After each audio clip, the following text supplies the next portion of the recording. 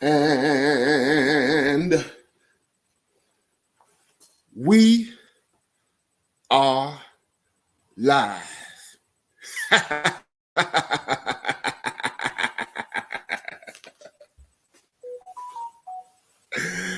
We are in this place. What's going on? What's going on? What's going on? What's going on? Black men, what's going on? Brothers, the man professor is here. BMI 3000 Reloaded is in the house with another BMI 3000 Reloaded broadcast. What's happening, brothers? What's happening? What's happening? What's happening? What's happening? Woo! It feels so good, brothers. It feels so good. It is the end of the week. It is Friday, and I am broadcasting live once again from the state of North Carolina. My clock says it is 7:17 p.m. East Coast time. And here we are. Here we are. What's going on? What's going on? What's going on? I hope you guys had a great and fantastic week. And I know that you guys are looking forward to an excellent weekend.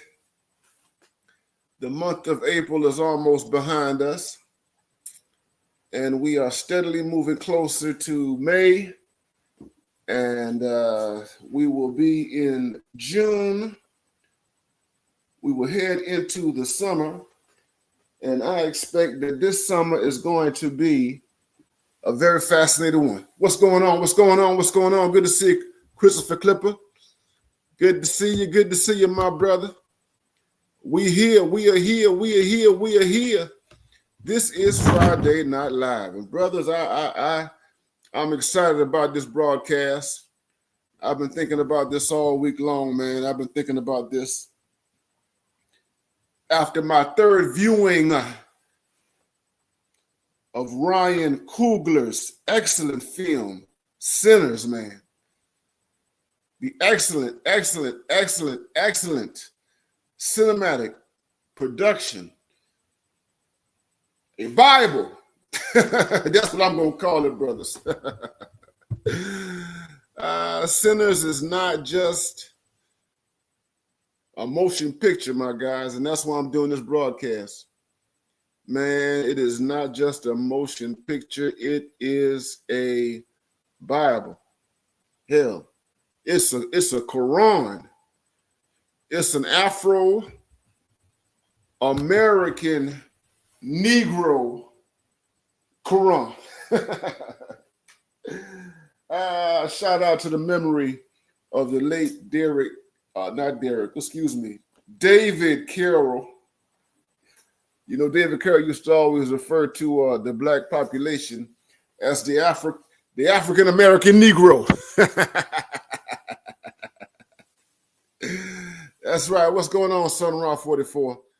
What's happening, brother? What's happening? What's happening? Oh, yes, that devil will follow you home. He certainly will. Or she might follow you home.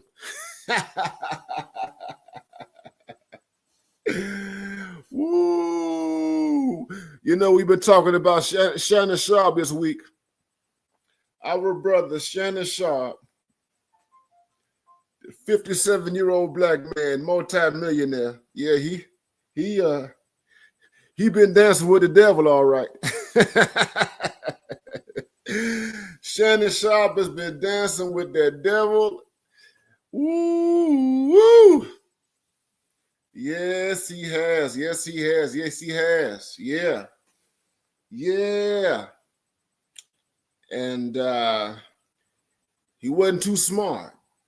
He wasn't too smart with that dance. But this broadcast tonight, we're going to talk about dancing with the devil, but we're going to talk about dancing in a way that has nothing to do with Shannon Sharp.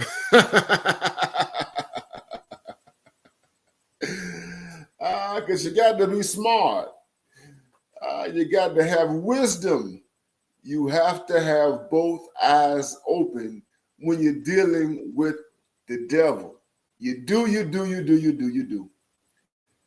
And when you see this film, Sinners, and let me just say this out front, this is not going to be a complete review of the film. I'm not going to give a review.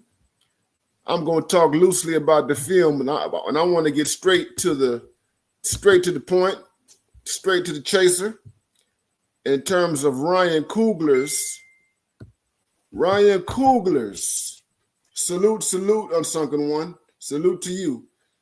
Ryan Coogler's message to black men in this film. So I hope that I don't spoil too much for you. I'm not going to go step by step, play by play, detail by detail. I'm not going to cross every T. I'm not going to dot every I. But we're going to dig into the meat of the film that I think that you guys should digest. What's going on, brothers? What's happening? Unsunken One, what's going on, Timothy Hardy, man? Good to see you, man. Good to see you. Yeah, he been there. You're absolutely right. That devil does not want to change partners, man. What's happening, Timothy Hardy, man? Good to see you. Salute to you, Machismo TV. Salute. What's going on, brothers? What's going on? Salute to you, my brothers. Yeah. Salute to Machismo TV, man. Y'all check out Machismo. Machismo has been growing by leaps and bounds. I remember when Machismo TV was at 1,000, under 1,000 subscribers, and now Machismo has just catapulted into the stratosphere. And we're glad to see that, man. We are so glad to see that. Machismo is over 20,000 right now. AB Media, what's happening, man? Salute to you, man. Good to see you. We're glad that you guys are here. We're glad that you guys are here on a Friday night. This is going to be a sober stream. I decided that I'm going to work harder than normal to come to you guys without the drinky drink. Now, I can't promise you, brothers. I can't promise you that, I'm going to keep my word with that. I can't promise you that, but I'm going to try to do this thing with as much clarity as I possibly can. And y'all know I love my drinky drink. And I love my cigars. I'll do that afterwards. AB Media 83, man. Salute. Brandon Penn is in the house. What's going on, Brandon Penn, man? Good to see you, brother. Good to see you, man. Glad that you're here, brother. Yeah, it's been a minute, man.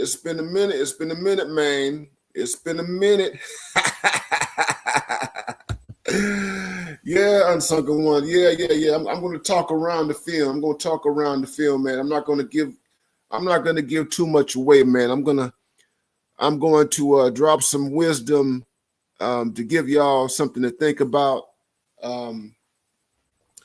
as this film continues to make its rounds. Yes, it is the number one, J3, the number one movie in America, and it's going to stay that way. The reviews are immaculate. The numbers are going up. He continues to make money. This weekend should be a good weekend for Ryan Coogler. And I'm glad, man. I'm happy, man. I love it, man. I love it when a black man wins, man. I love it when a black man wins. I love it when black men win. Okay? Yeah, Ryan Coogler, Michael B. Jordan, Delroy Lindo, all the brothers who were featured in that film. I give a shout out to the sisters too. You know, sisters were a part of it too. They did the doggone thing. They cooperated in this production. But I love it. I love it. I love it when a black man wins, man. I do. That's why I was a bit taken aback. I'm gonna be honest with you guys. I was a bit taken aback by the news regarding Shannon Sharpe. I was a bit taken aback by that because he was a black man that I was happy for in terms of his growth and in terms of his platform. I hope he was able to survive this situation right here, and hopefully it doesn't devastate him so much that he can't get back on his feet. But I will say this, man, and I said this on Tuesday night when I did my live on Shannon Sharpe. You know, he was having a conversation with black men, and he's been having a conversation with black men, and what he has been doing is a part of the moment that we are living in, which I'm going to talk about now. This is a moment for us, brothers. This moment that we are living in as black men. This is a moment for us, brothers. We are living in a very, very unique period in American life. We are living in a time that black men in previous generations could only dream for.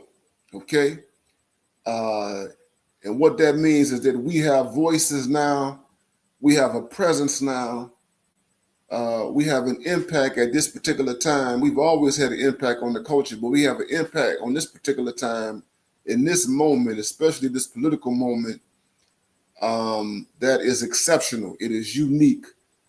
We are fortunate. We are blessed to be living in a time where we can express ourselves, where we can articulate our points of views about our situation, our dreams, our hopes, our aspirations. We can exert our agency, man, in ways that black men before us, and we're gonna get to that when we get to the film Sinners, in a way that other black men have not been able to do in the past. This is a moment for us, and this film Sinners is about the moment that we are living in right now. Because this film Sinners, I don't know what was going on in Ryan Coogler. All I can say is that something supernatural, something mystical, something metaphysical was going on with him that compelled him to put this masterpiece together and to put it out before the world, man.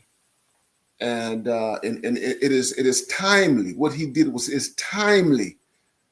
And here's how I want y'all to think about it, because I got some stuff I want to get to in terms of a video. The Nation of Islam has been around for a long time. The Nation of Islam has existed for almost 100 years. The Nation of Islam as an institution, you know, founded by Master Farad, and then he was succeeded by Elijah Muhammad in the 1930s. And Elijah Muhammad was a Southerner, man. Elijah Muhammad, whose birth name is Elijah Poole, was born in the Jim Crow South, man. He was born He was raised, he became a man, started a family, married to his wife, Clara Poole, who became Clara Muhammad. And they migrated from the dirty Jim Crow South to the North. They went to Detroit, the city of Detroit. And Elijah Poole was a Baptist preacher. He was a Baptist minister, full-blown, a part of the Black Baptist tradition. And he worked as a sharecropper. He worked in the fields. He saw the drudgery in the South. He saw lynchings. He saw all sorts of horror, man, all sorts of horror. He himself, almost got lynched. He came from a very, very, very, very difficult experience. But Elijah Muhammad was a part of the migration generation, the Great Migration. Black people leaving southern states, Black people leaving Georgia and Alabama and Mississippi, Texas, Louisiana, North Carolina, South Carolina, Tennessee, Arkansas, Florida, Kentucky. He was a part of that great migration from southern states to non-southern states. He went to Detroit. Other Blacks went to Chicago. They went to Gary, Indiana. They went to St. Louis. They moved from Louisiana and Texas to California. They moved from Alabama, North Carolina, South Carolina, and Virginia to Pennsylvania, to Massachusetts, to New York. They moved, man. They moved. They got up out of there. They got up out of the tobacco fields, the cotton fields. They got up out of there, man. Indigo, they got up out of there, man. And they left in search of greener pastures outside of the South. But let me get back to Elijah Muhammad. Elijah Muhammad is the patriarch, the father of the Nation of Islam, the NOI, the NOI. And he started an organization, or he led an organization for decades and decades and decades until he died in 1973. Elijah Muhammad is responsible, of course, for the great Malcolm X. Elijah Muhammad is responsible for Muhammad Ali. Elijah Muhammad is responsible for Louis Farrakhan. Elijah Muhammad is responsible for Shahrazad Ali. Just to name a number of Black people. Just to name a number of important, significant, great, majestical Black people who came under his influence and powers. Elijah Muhammad, that's what he was, Elijah Muhammad.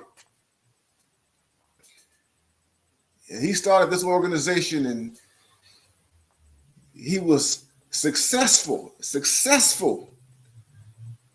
with this organization, which was not a Christian organization.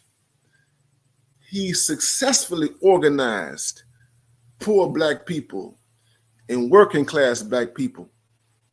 He was able to attract middle class Black people to the NOI.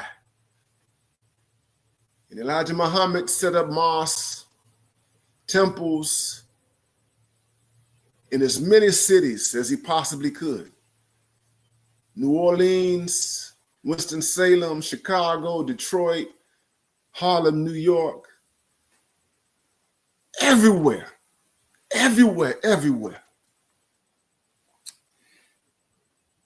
But Elijah Muhammad, during the heyday of the Nation of Islam, Elijah Muhammad was a very prolific man. He was a man who only had like a third grade education. Elijah Muhammad had a third grade education, man. Third grade. I want you to think about Elijah Muhammad. Third grade education, man. And Elijah Muhammad wrote books. He wrote books. The Theology of Time. He wrote books. How to Eat Right and Live. He wrote books. He wrote in the flagship newspaper of the Nation of Islam, known as The Final Call. The Final Call. The Final Call. Elijah Muhammad. Yes. He was an FBA. He was.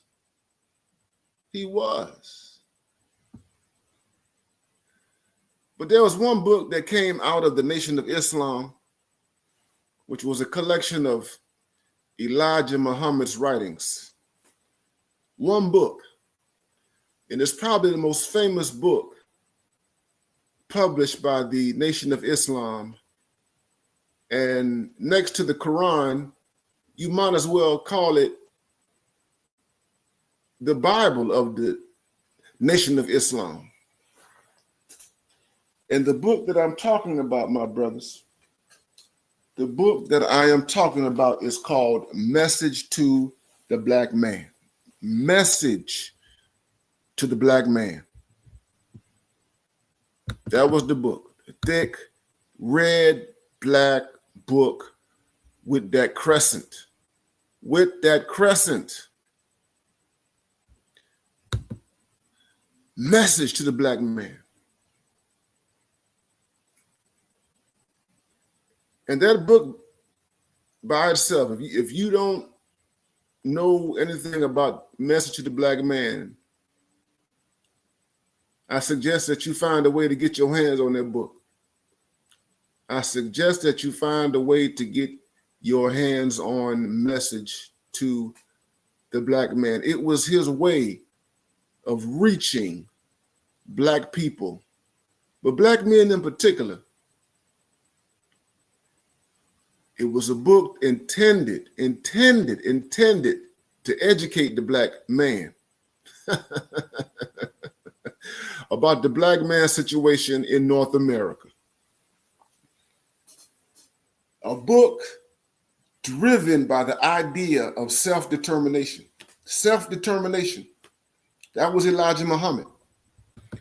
Self-determination. That the Black man, coupled with the Black woman, partnered with the Black woman and the Black family, has a mandate to become independent, a mandate to carve out his own place in this North American wilderness, as they called it, the wilderness of North America. Absolutely right. The NOI was founded for the FBA man and woman, Elijah Muhammad, the Nation of Islam. Message to the Black man. And when you read Message to the Black Man, and I'm going to say this, a lot of so-called cosmopolitan people, I need to say this emphatically. A lot of academics, not all of them, a lot of academics and a lot of so-called sophisticated Black people, educated, middle-class Negroes, during his lifetime and after his lifetime, they attempted to trivialize Elijah Muhammad. They attempted to render him as a fringe person, as somebody to not be taken seriously. They had a hard time doing that. They had a hard time doing that because the Nation of Islam was very effective in communicating and using radio and using print and using preachers to spread the ideology of the Nation of Islam. But the so-called sophisticated people were very, very dismissive. And even today, some are very, very dismissive of Elijah Muhammad. And they will look at Message to the Black Man today with derision. Yeah, with derision and disdain. They will look at Message to the Black Man and say, this is a book that is dated. This is a book that is not as informed as it should be. This is a book that is filled with a bunch of mythology.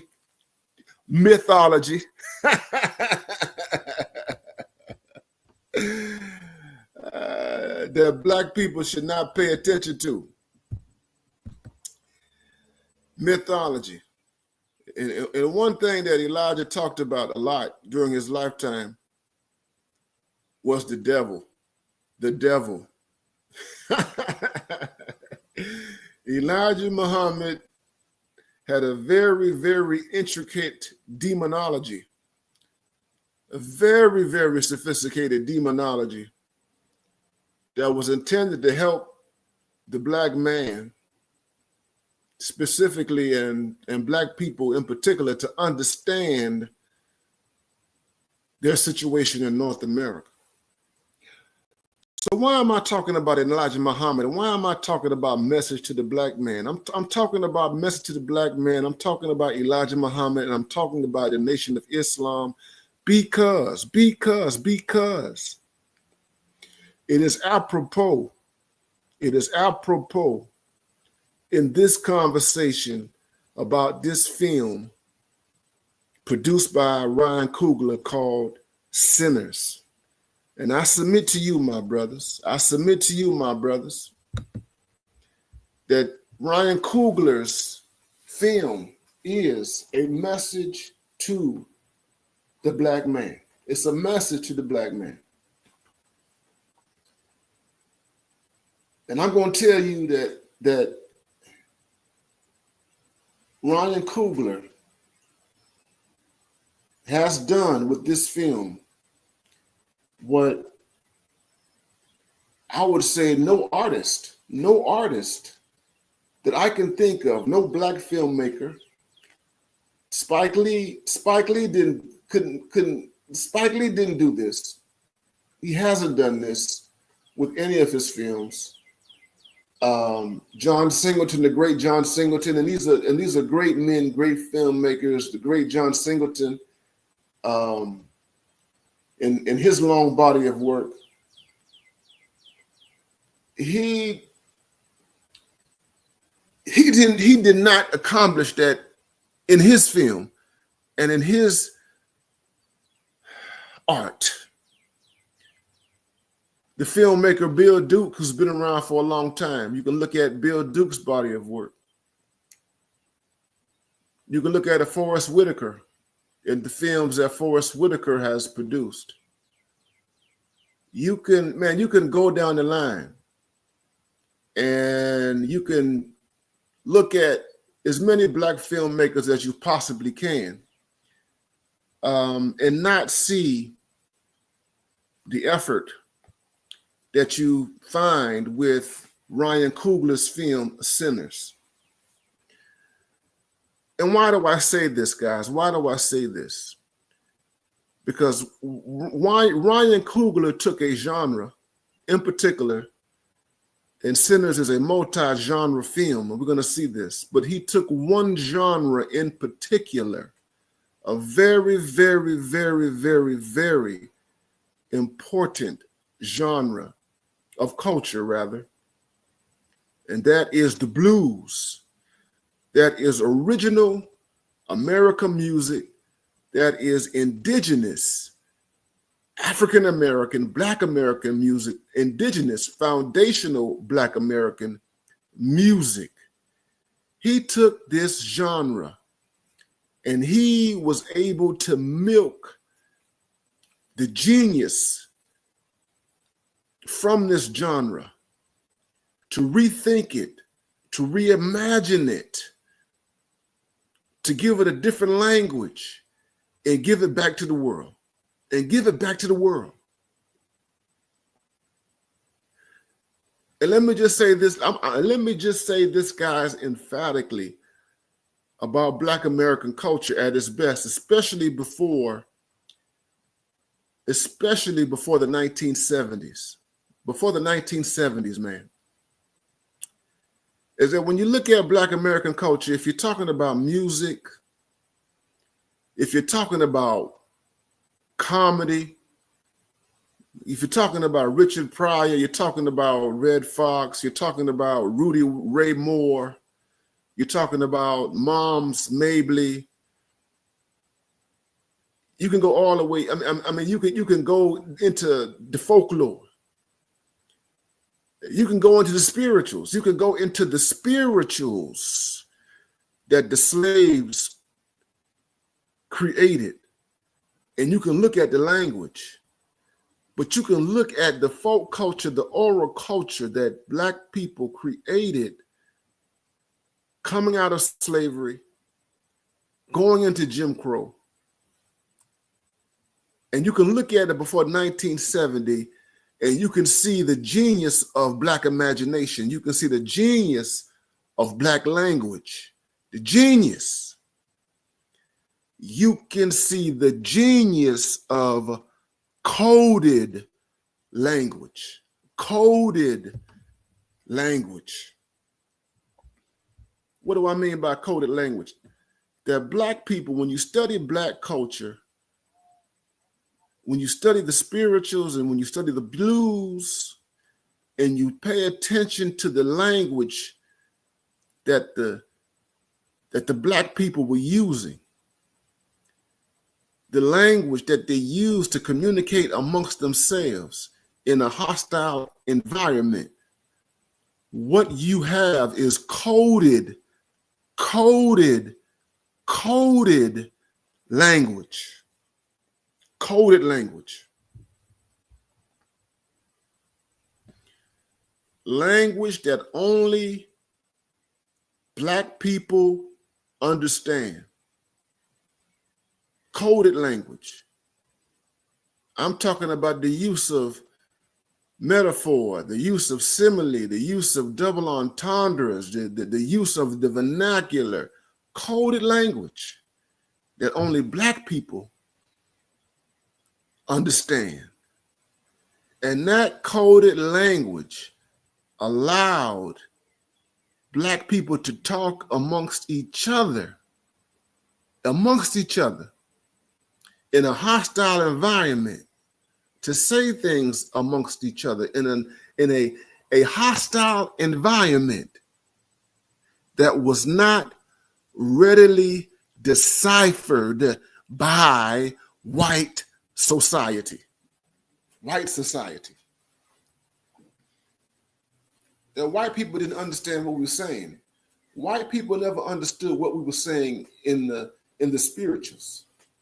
When Black people talked about go down Moses, and they talked about Pharaoh, the white people who talked to slaves after slavery, in the aftermath of slavery, and they tried to document their lives, and they wrote narratives, slave narratives. They were mystified by the language that the slaves used. They didn't quite understand everything that was going on. And the same is true for the blues. The same is true for the blues. And what this did was this created a mystique. This created a mystique around the music. It created a mysterium around the language that attracted some white people, and they were intrigued and fascinated and tried to decipher the language.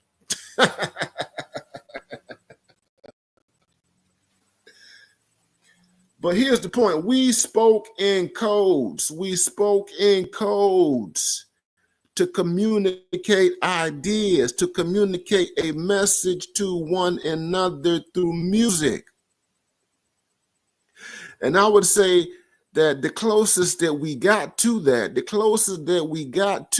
in the 20th century and the late 20th century were the early days of rap music,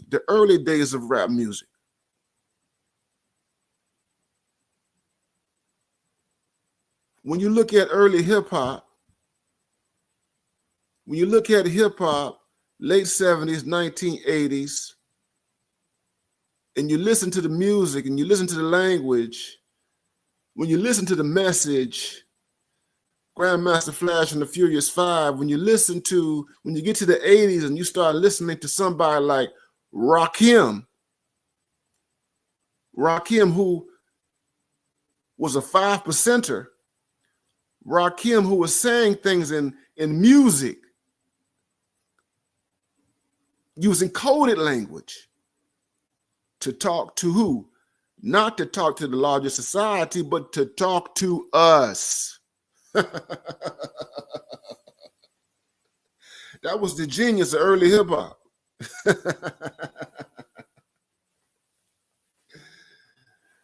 And how does this relate to Ryan Coogler? How does this relate to Coogler, man? Y'all get the likes up. This is BMI 3000 Reloaded. Get the likes up.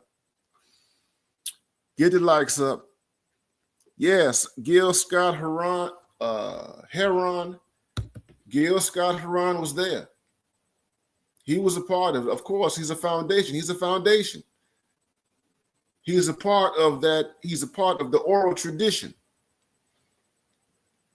that we have. Coded language.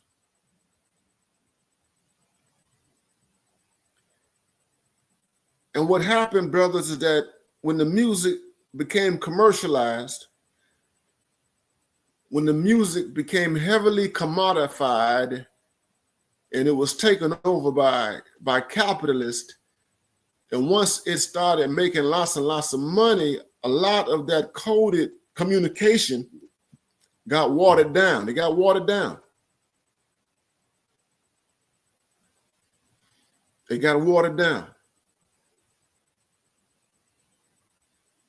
But let's get back to film. When I was saying, guys, get the likes up. Y'all get the likes up. I got 53 people who are watching. Get the likes up. The Mad Professor is here.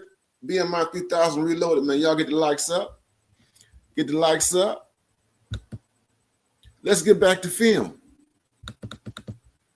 I'm going to say this to you guys. Like I said, some of you may not have seen the film, and I'm not going to give too much away.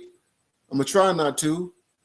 All I'm going to say, guys, is that this is a coded film. This is a heavily coded film. That's why I say that this film is a gift. It's a gift to us. It's a gift to Black men. It's a heavily coded film. And it's not going to take you a whole lot to figure out what's going on in terms of the codes. And when I say that Spike Lee, John Singleton, Bill Duke,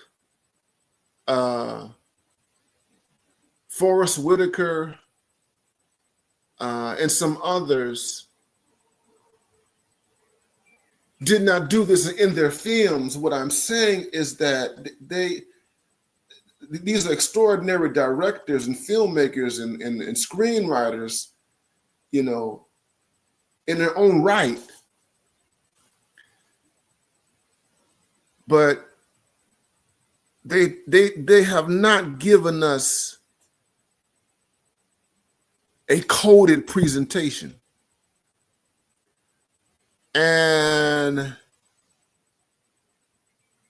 I would say that Ryan Coogler has done something deliberately which sets him apart. And what I want to say, guys, is it is a profound thing that he was able to sit down, write a screenplay, do lots of research and homework, and get this type of film through the Hollywood film system.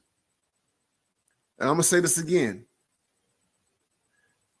Ryan Coogler did something profound to the extent that he was able to get major funding and backing, which allowed him to produce this work. Now, to give us some context, here's the context right here, guys. Here's the context. The context is that Ryan Coogler has paid his dues. Here's the context behind that.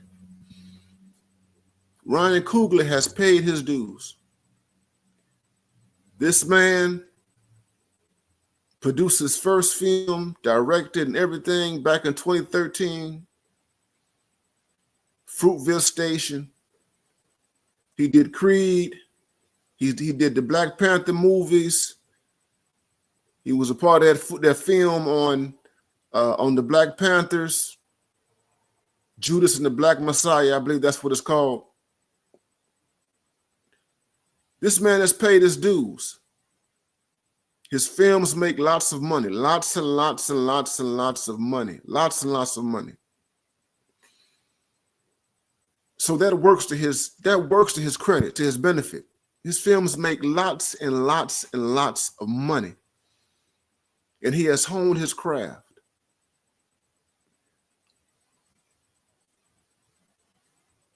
But Sinners is very, very different. It is very, very different in relationship to the other films that he has directed, where he has been a screenwriter. Very, very different. Fruitville Station, based on actual events. Oscar Grant. Creed, an adaptation of an interpolation and a play on a previous work. Black Panther, also an adaptation and creative play on material that was not original to him. Okay. Shout out to Stan Lee and Jack Kirby. Shout out to them. Shout out to the Marvel brothers. Get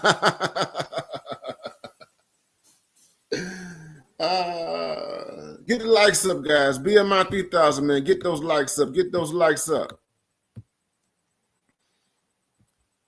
But this film is different. That this film is original. It is original to the imagination of Ryan Coogler. It is original.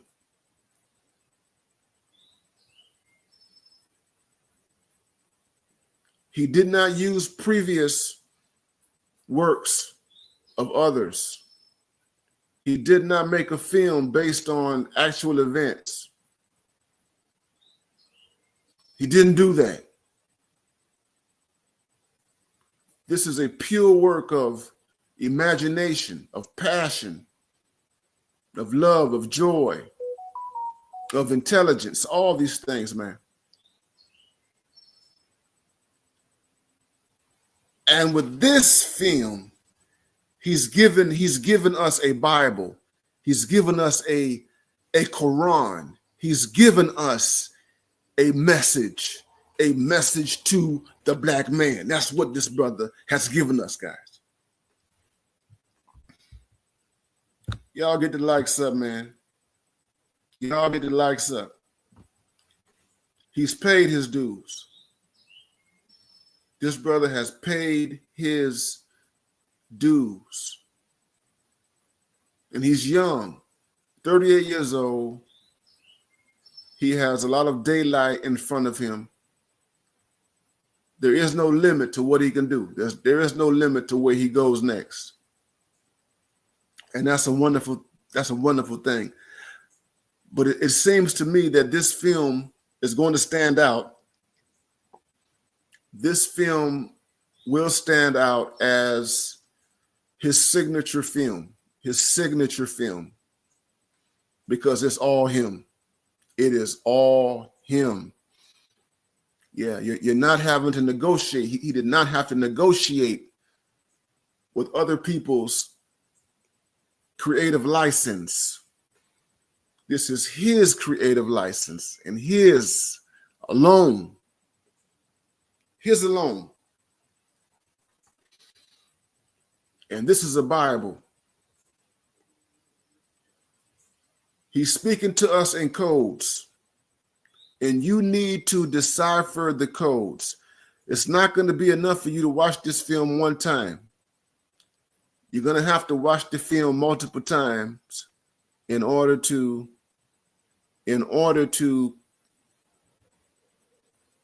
take in and to interpret everything that's going on in the film. And I'm calling it a Bible because he's dealing with something that's real to all of us. He's dealing with something that's very, very real to all of us. With the blues. You see the title, you guys see the title of this stream that is Dancing with the Devil. Dancing with the Devil. Dancing with the Devil.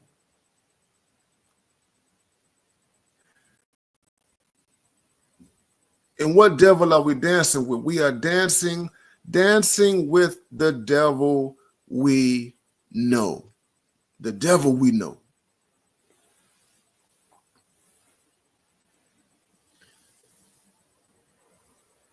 Black Southerners, Jim Crow South, the Jim Crow black people, the black people who live in the South in the 30s and the 40s and the 50s, let's just say who lived in the South before the Civil Rights Movement. Those black people did not have the type of liberalism. They couldn't have the kind of liberalism that we see today. All the liberalism that you see in America and among black people right now, let me be pointed, all the Democratic Party liberalism that exists among black people, all the liberalism that the African American woman has made her own, all the liberalism that produced the welfare state, all the liberalism that produced family courts, all the liberalism that pushed mass incarceration, all the liberalism that divided or has divided black men and women from each other, all the liberalism that has sliced and diced up the black population, cutting us up, the liberalism that has cut us up into male and female and poor people and non-poor blacks and gays and straights.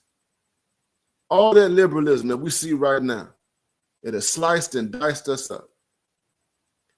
Black people couldn't play with that type of liberalism before the Civil Rights Movement. Couldn't play with it. Black people couldn't play with liberal illusions. Liberal illusions.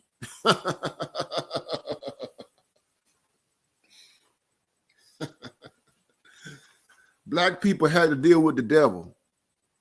You had to deal with the devil.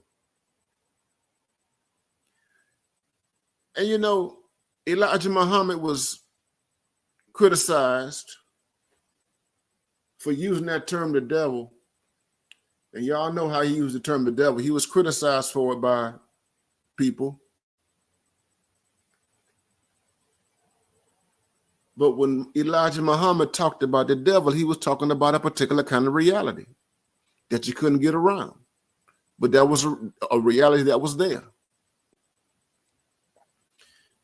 And the bluesmen, Robert Johnson, Muddy Waters, Howling Wolf, Little Walter, Lead Belly, Johnny Lee Hooker, Bobby Bland, Bobby Blue Bland, and the list goes on and on and on and on and on and on and on and on and on. Those men dealt with reality. Reality. Couldn't get around it. The Ku Klux Klan, the Klansmen, yeah. That's the kind of reality that I'm talking about. Reality. Lynching. That's the kind of reality that I'm talking about. Sharecropping. That's the kind of reality that I'm talking about. Having shotguns in your house. Having pistols in your car. 22s and 32s and 45s. You were not protected by the state.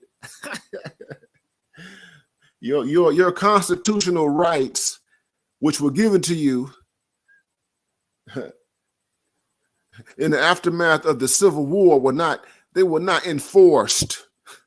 They were not enforced. That's the kind of reality that we had to deal with. And we had to deal with it socially, and we had to deal with it economically. We had to deal with it with the bosses. We had to deal with it with the white fathers and the white governors, the white owners of everything. We had to deal with it. Reality. And that's what the blues is all about. But here's the thing, guys. Here's the thing. This Bible that has been given to us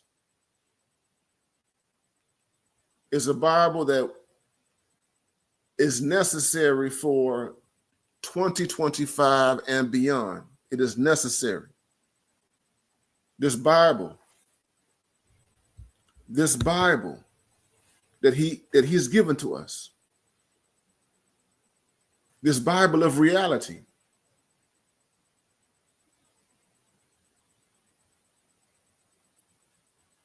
as I was getting ready to do this broadcast, guys, I was just thinking deeply and hard and everything about what all this is, what all this means.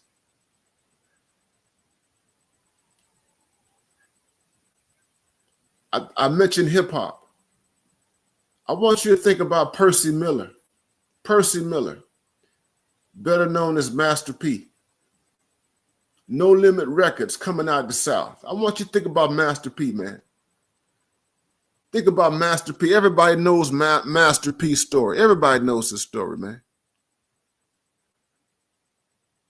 And the one thing that you get in Master P's story is self-determination. Self-determination. It's what you get when you listen to Master P, when you think about No Limit, you think about what he did in music and other arenas and what he's doing now. It was all about self-determination. It was all about ownership. And Master P had to make deals. And Master P had to go into negotiations. And Master P had to deal directly with corporate devils. No Limit became a multi-million-dollar record company. Black owned, as he always preached. Because he studied the corporates. He studied them. And being a good businessman and being a shrewd businessman, he danced with them. He danced.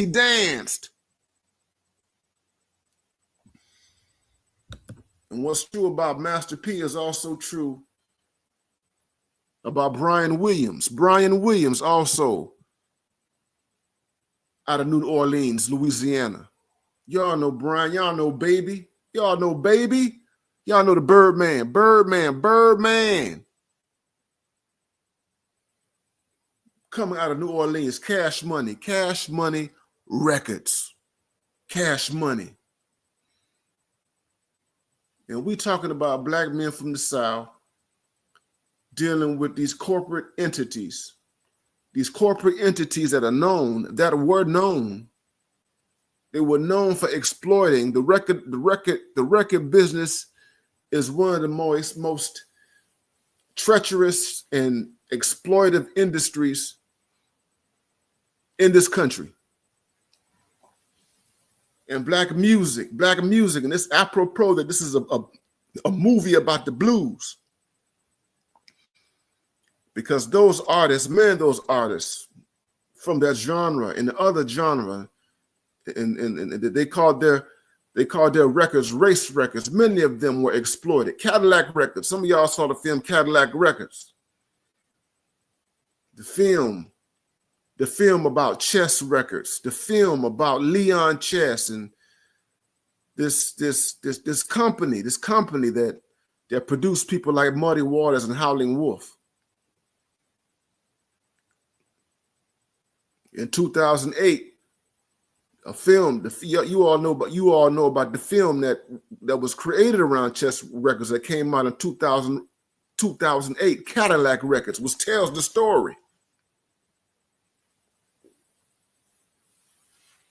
But Brian Williams, known as Baby, Percy Miller, known as Master P, they had to do business with corporate devils. They had to dance with the devil. As they attempted to be black-owned, as they attempted to exercise self-determination and agency, they danced with the devil, creating multi-million-dollar companies, companies, worth, upwards of hundreds of millions of dollars. Y'all get the likes up, man. Get the likes up. And they're not the only ones. I'll give a shout out to Luther Campbell. Luther Campbell created Luke Records. He created Luke Skywalker Records. In 1986, Luther Campbell, Luke Skywalker Records, which later became Luke Records. And he became a multimillionaire. And he had to do deals. He had to dance. He had to dance with corporate devils. As he himself championed being black owned and pushed self-determination, owning your own stuff. Now, Luther Campbell didn't fare as well as Master P and Birdman, but he's a part of that history. And I can go on and on. We got Kanye West. Kanye West has been dancing with the devil. Kanye West has been dancing with the devil in front of our eyes for the past 25 years. This is what I'm getting at. This is what I'm getting at tonight, brothers.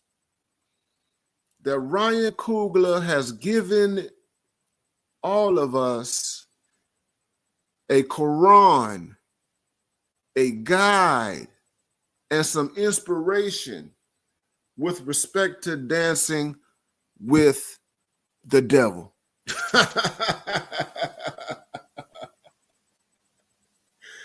And the number one lesson to glean from Ryan Coogler, the number one lesson, guys, to glean from Ryan Coogler is this: do not be afraid of the devil.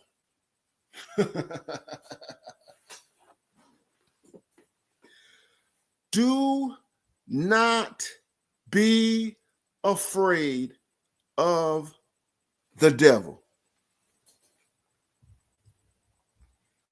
You doggone right. He's still dancing.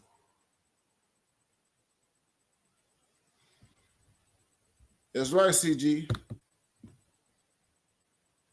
You're right. Michael Jackson and Prince, they told us. They told us. They told us. They didn't run. Michael Jackson didn't run. Prince didn't run. They didn't run. And we as black men cannot and should not run. Don't run from the devil. I'm not going to get too political.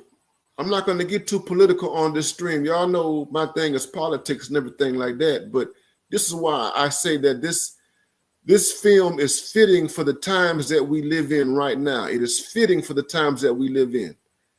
And why do I say it's fitting for the times that we live in right now? Because the same issues and challenges and demands that black men in the 1930s had, the blues men and those who were around them, are the same challenges and demands that you and I have in 2025. The same thing. It's the same thing. It's the same thing. And you can either run away from the devil or you can confront the devil head on. You can run away or you can confront the devil. And you get two characters in this film who illustrate this point throughout the film, who illustrate the point. The other characters also illustrate this. These two characters, Smoke and Stack, they illustrate this throughout the film. You see it in other characters right there. But these two characters, the twins, Smoke and Stack, who are on the thumbnail, Smoke and Stack, are illustrations of what it means to not be afraid of the devil. To not be afraid. Don't be afraid of the devil.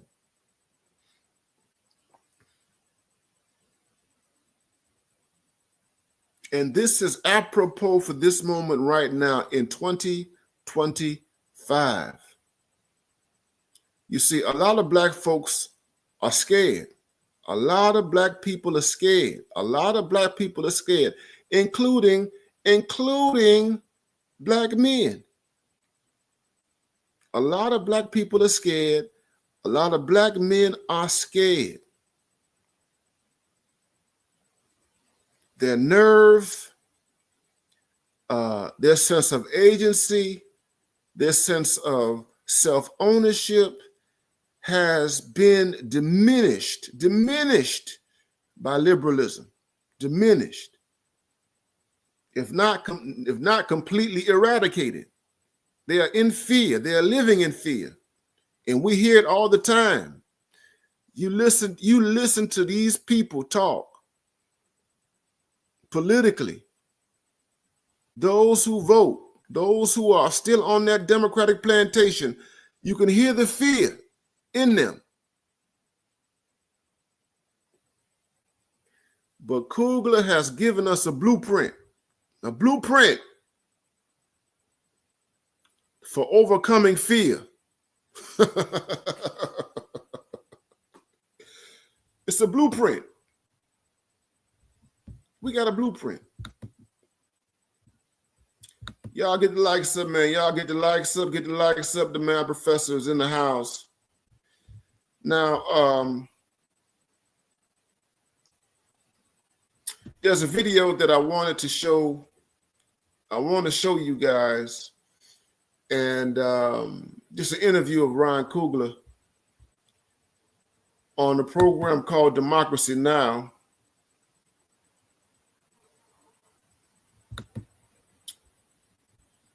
There's an interview. Let me fix this.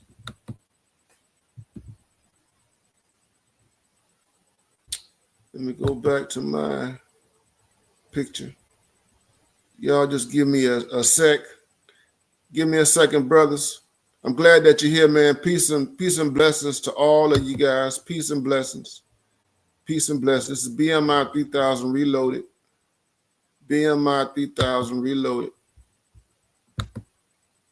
And we are talking about dancing with the devil. We are talking about dancing with the devil.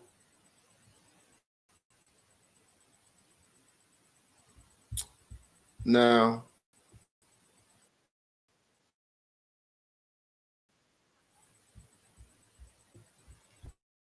I want to show y'all this.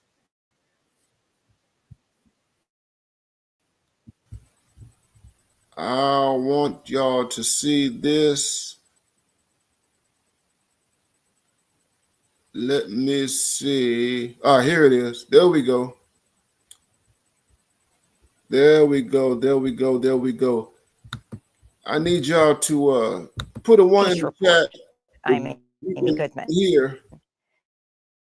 We begin today's show with one of Hollywood's most celebrated filmmakers. 38 years old, Coogler has made a series of acclaimed hits, from Creed to the Marvel Black Panther films. He also co-produced the Fred Hampton biopic Judas and the Black Messiah.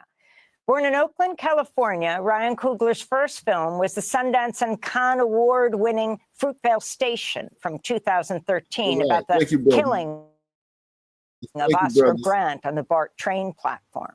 Ryan Coogler's latest film is Sinners, Mississippi Delta during Jim Crow. The film has two stars. They're both actor Michael B. Jordan. He plays identical twin brothers, Smoke and Stack, who've just returned to their hometown after years living in Chicago working for the gangster Al Capone.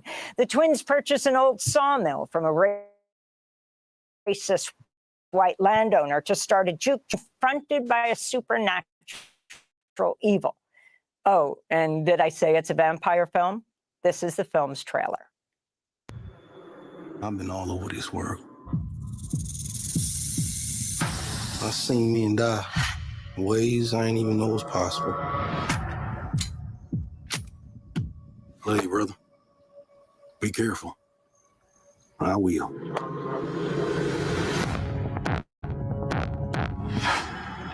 With all the things that I've seen,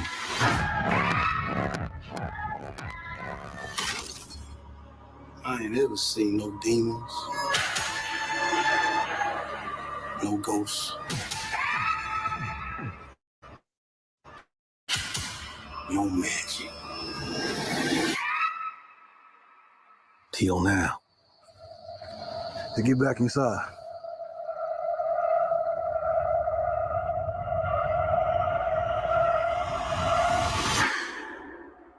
Let me in, man. Something going on out here. You keep dancing with the devil.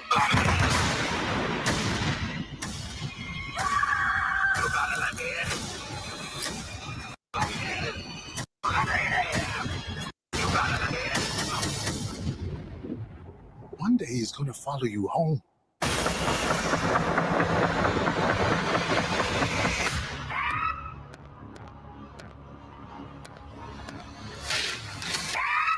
That's the trailer for the new, critically acclaimed vampire horror film, Sinners. We go now to Oakland, California, where we're joined by the film's acclaimed director, writer. Fair use, fair use, fair use, fair use, fair use, fair use. Ryan Coogler. His other feature films include Fruitvale Station, Creed, the record-breaking Black Panther, its sequel, Black Panther, Wakanda Forever. Ryan, it's great to have you back on Democracy Now! After we talked to you in Sundance more than a decade ago. This is an astounding film. Oh, thank you, Amy. It's good to see you as well.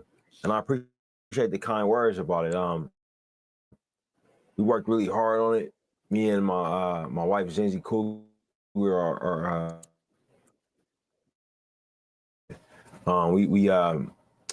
you know, this film meant everything to us, and it's been a joy to share it with the world and to have time to talk about it with people like you.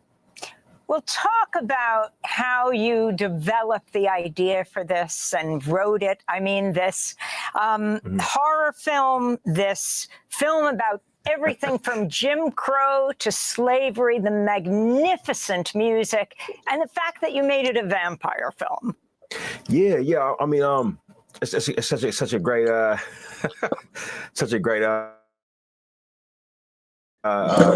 group of questions.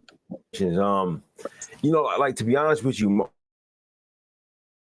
my family is like many families in California. We products of the second wave of the Great Migration.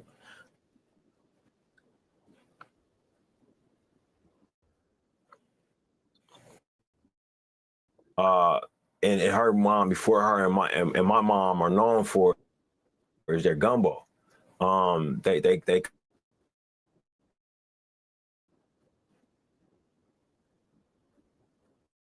it's combining a lot of different elements into one gumbo. And this was my opportunity to make some cinematic gumbo. You know, I took some things that might seem disparate, you know, in a description, but I think they go very well together.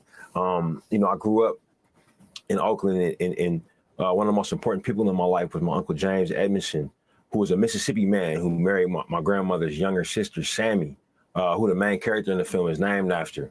But for a considerable amount of time, he was the oldest male member of my family, and I just really loved spending time with him.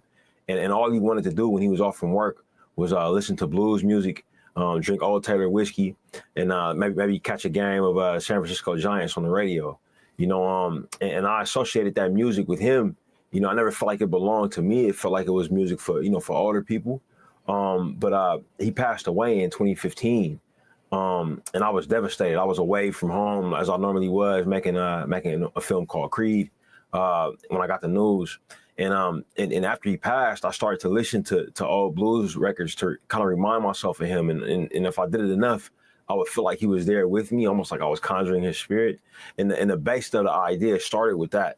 And when I started to do my research on blues music, specifically the Delta blues music that came out of that Mississippi Delta, I discovered that, you know, there's a firm argument to be made that this art form, the Delta blues, is our country's most important contribution to global popular culture. You know, I think it's probably our most important artistic contribution to the world, and it was such a profound discovery that you know, this music made by people who were you know, for all intents and purposes, living under a backbreaking form of American apartheid.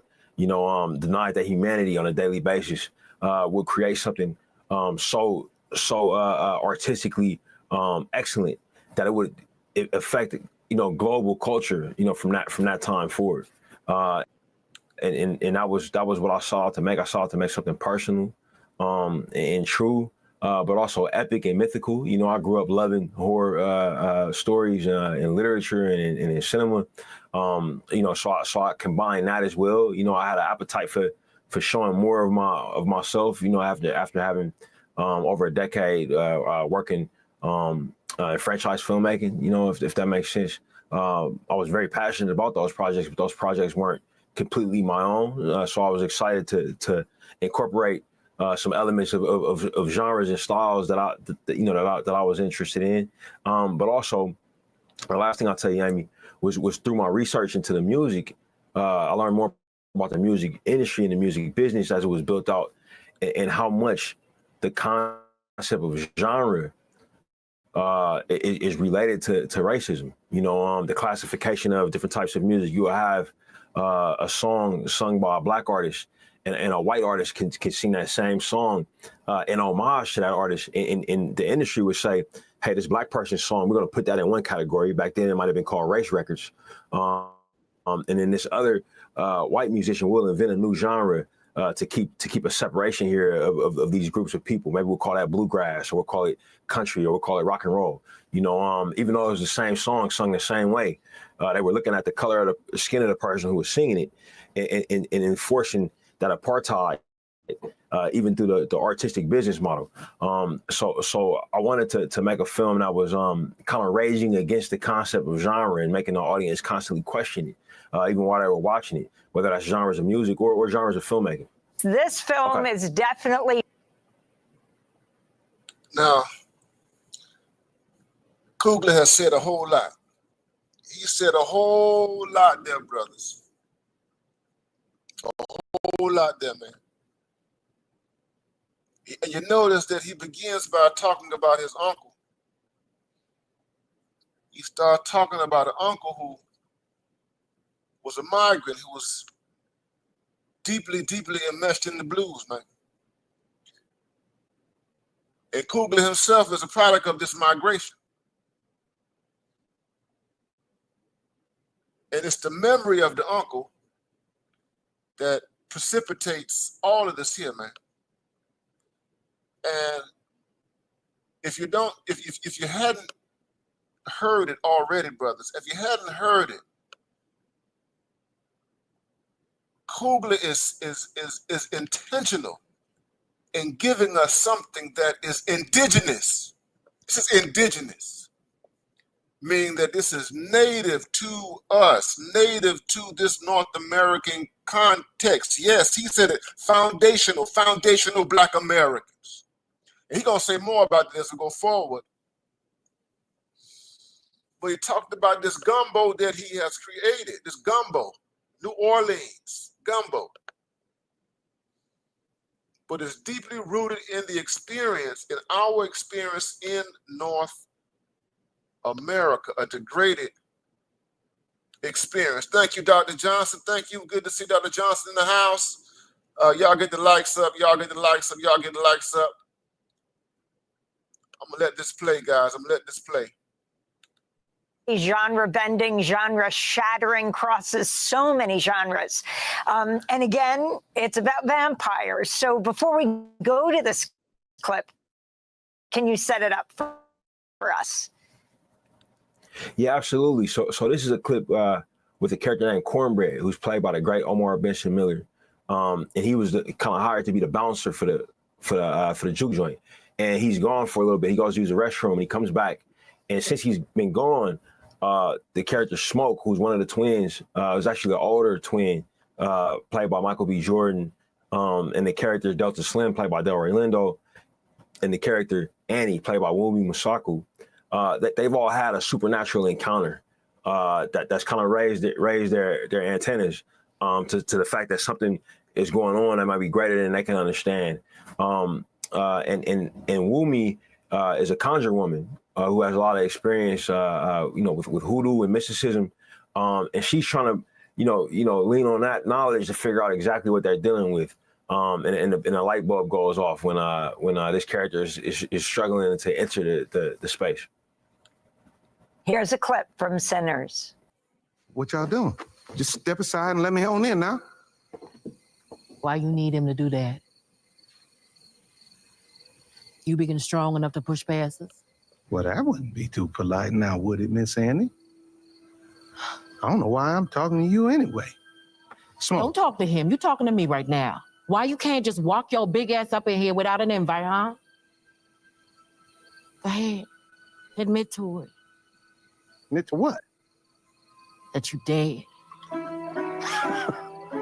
So you listening to this? Now we out here playing games, telling ghost stories in place of doing what we ought to do. And what is it we supposed to be doing? Being kind to one another and being polite. Now we is one people, and we shouldn't go in barging into other folks' places uninvited. So you've been in and out of here all day. Ain't never need an invite then. Yeah, something ain't adding up. Can I at least get my money? Careful.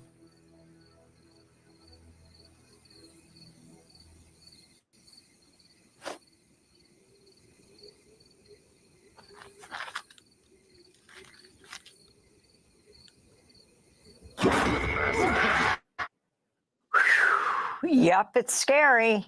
Sinners. We're talking to the acclaimed filmmaker, the writer of Sinners that just opened around the world. In fact, Ryan, you've just come back from London, right? I mean, I'm wondering, vampires, what it means to different cultures and what vampires mean to you.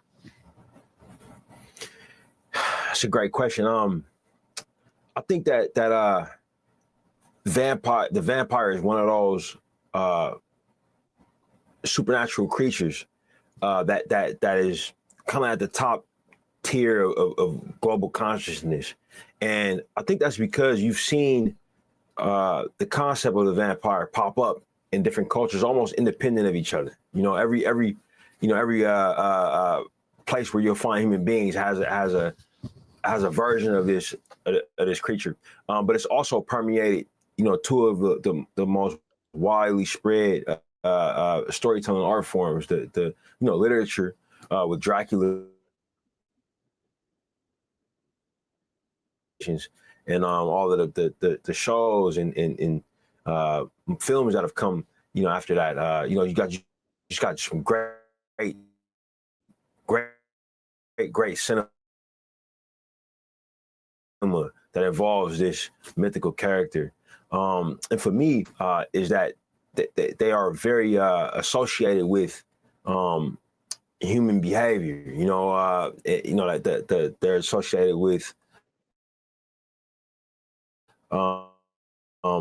seduction, the taboo.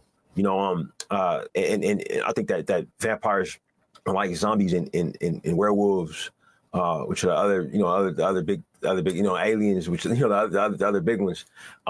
They maintain generally a large degree of their humanity, which makes them more frightening, I think, but also more alluring.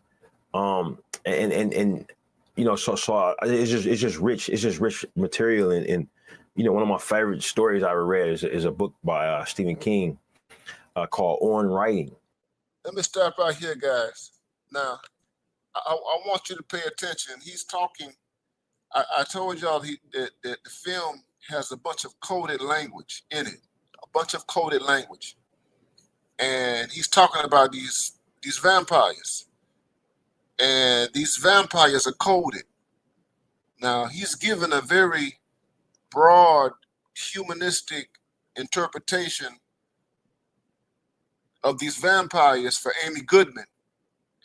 But these vampires have layers and layers and layers and layers of meaning. I'm not gonna go into this, especially for you guys who have not watched the film. But he's communicating to her. I want you to pay attention to this interview, because Coogler in this interview, he's good at this.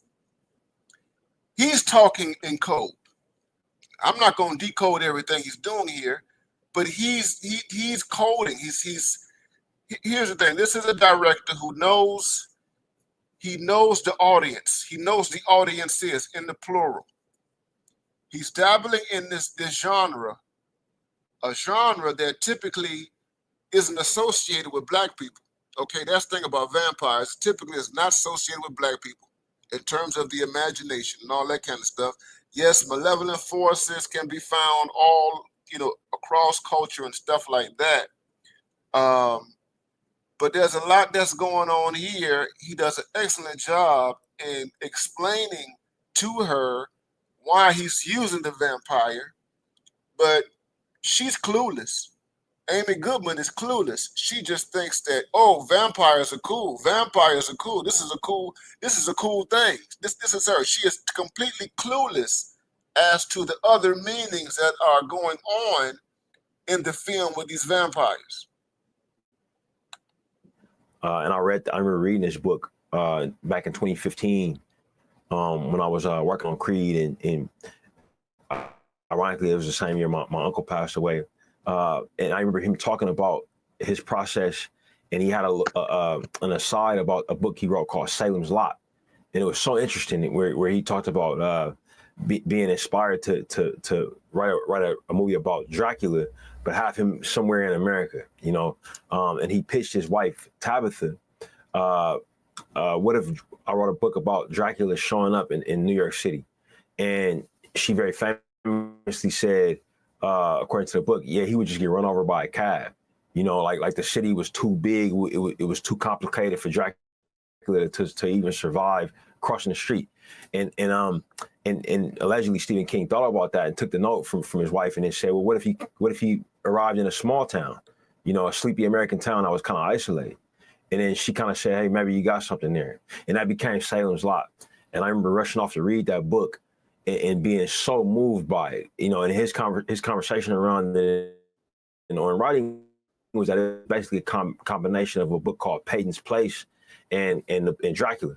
And I just love the book, and I always wanted to make something that felt like it. So I took that opportunity here on this movie.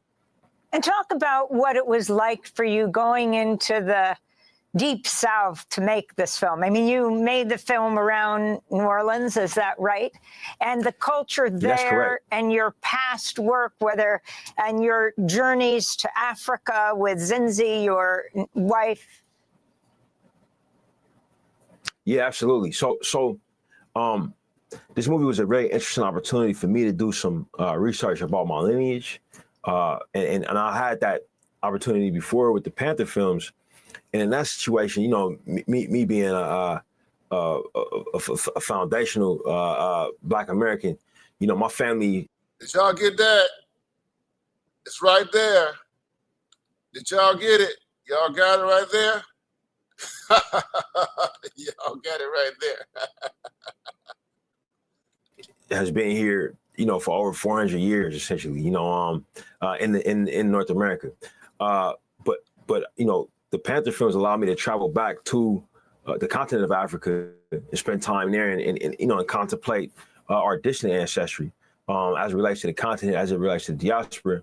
This movie afforded me the opportunity to go back to my more recent lineage, 100 years or so, and go back to, the Mississippi, a state that I had never been to. I'm almost 40 years old. And my matrilineal grandfather was born in Mississippi. My uncle, who was so important to my life, was there until he was a young man, and I had never been. And it was a beautiful experience to go on that blues trail and spend time in those places. But it also was a harrowing experience at the same time. I went to the Dockery Plantation in the Mississippi Delta, which is thought to be maybe the place where the first true Delta blues song was played by a man called Charlie Patton. And when you go, you realize that they were making this music in slave quarters, and it was just this immense wealth that was owned by this plantation, like the amount of fertile land that you'll see, the amount of crops that you'll see, and that it was also a place where most people were denied access to these resources. They were backbreakingly poor, and then at that time, often these were enslaved people, weren't being paid anything, So for me, to know that my family had history there, and I was touching down in that place for the first time, there was a level of guilt there for me, but there was also a level of wonder to know what my recent ancestors were endured, and we're able to survive, and we're able to make plans and affirm their humanity and affect the world, with their culture.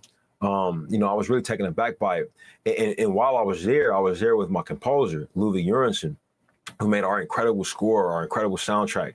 I encourage folks to go out and go to their streaming platforms and listen to some of this great music that he made. He was born and raised in Linköping, Sweden, thousands of miles away from the United States. But his father, due to the fact that these Black musicians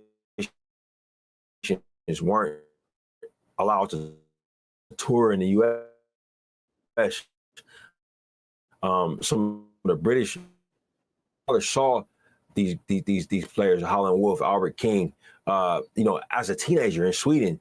It was so inspired by their music that he became a blues guitarist, who then taught his son how to play. His son would end up being Ludwig and become, my good friend, all of my movies.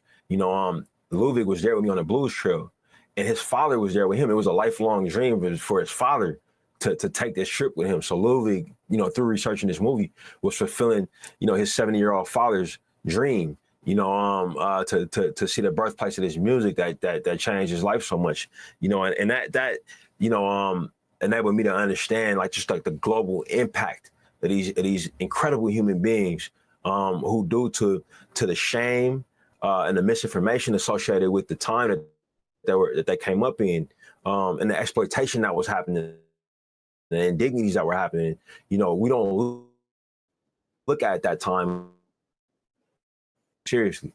So did y'all get all that? Did you all get all of that? Did you all get the genius that is right there? Did y'all get that? You know, Antonio Moore, y'all know Antonio Moore, ADOS. You know, Yvette Carnell, ADOS. Of course, you got brother Tariq Nasheed and everything. Antonio Moore had some negative things to say about this film. He said some things that I took exception to. And I found it quite problematic, brothers, because this is an ADOS production. This is an American descendants of slave production. Y'all heard it right here. It's clear. It's clear. Okay, after the experience doing Black Panther 1 and 2 and traveling to Africa and all of that, I needed to deal with this North American experience.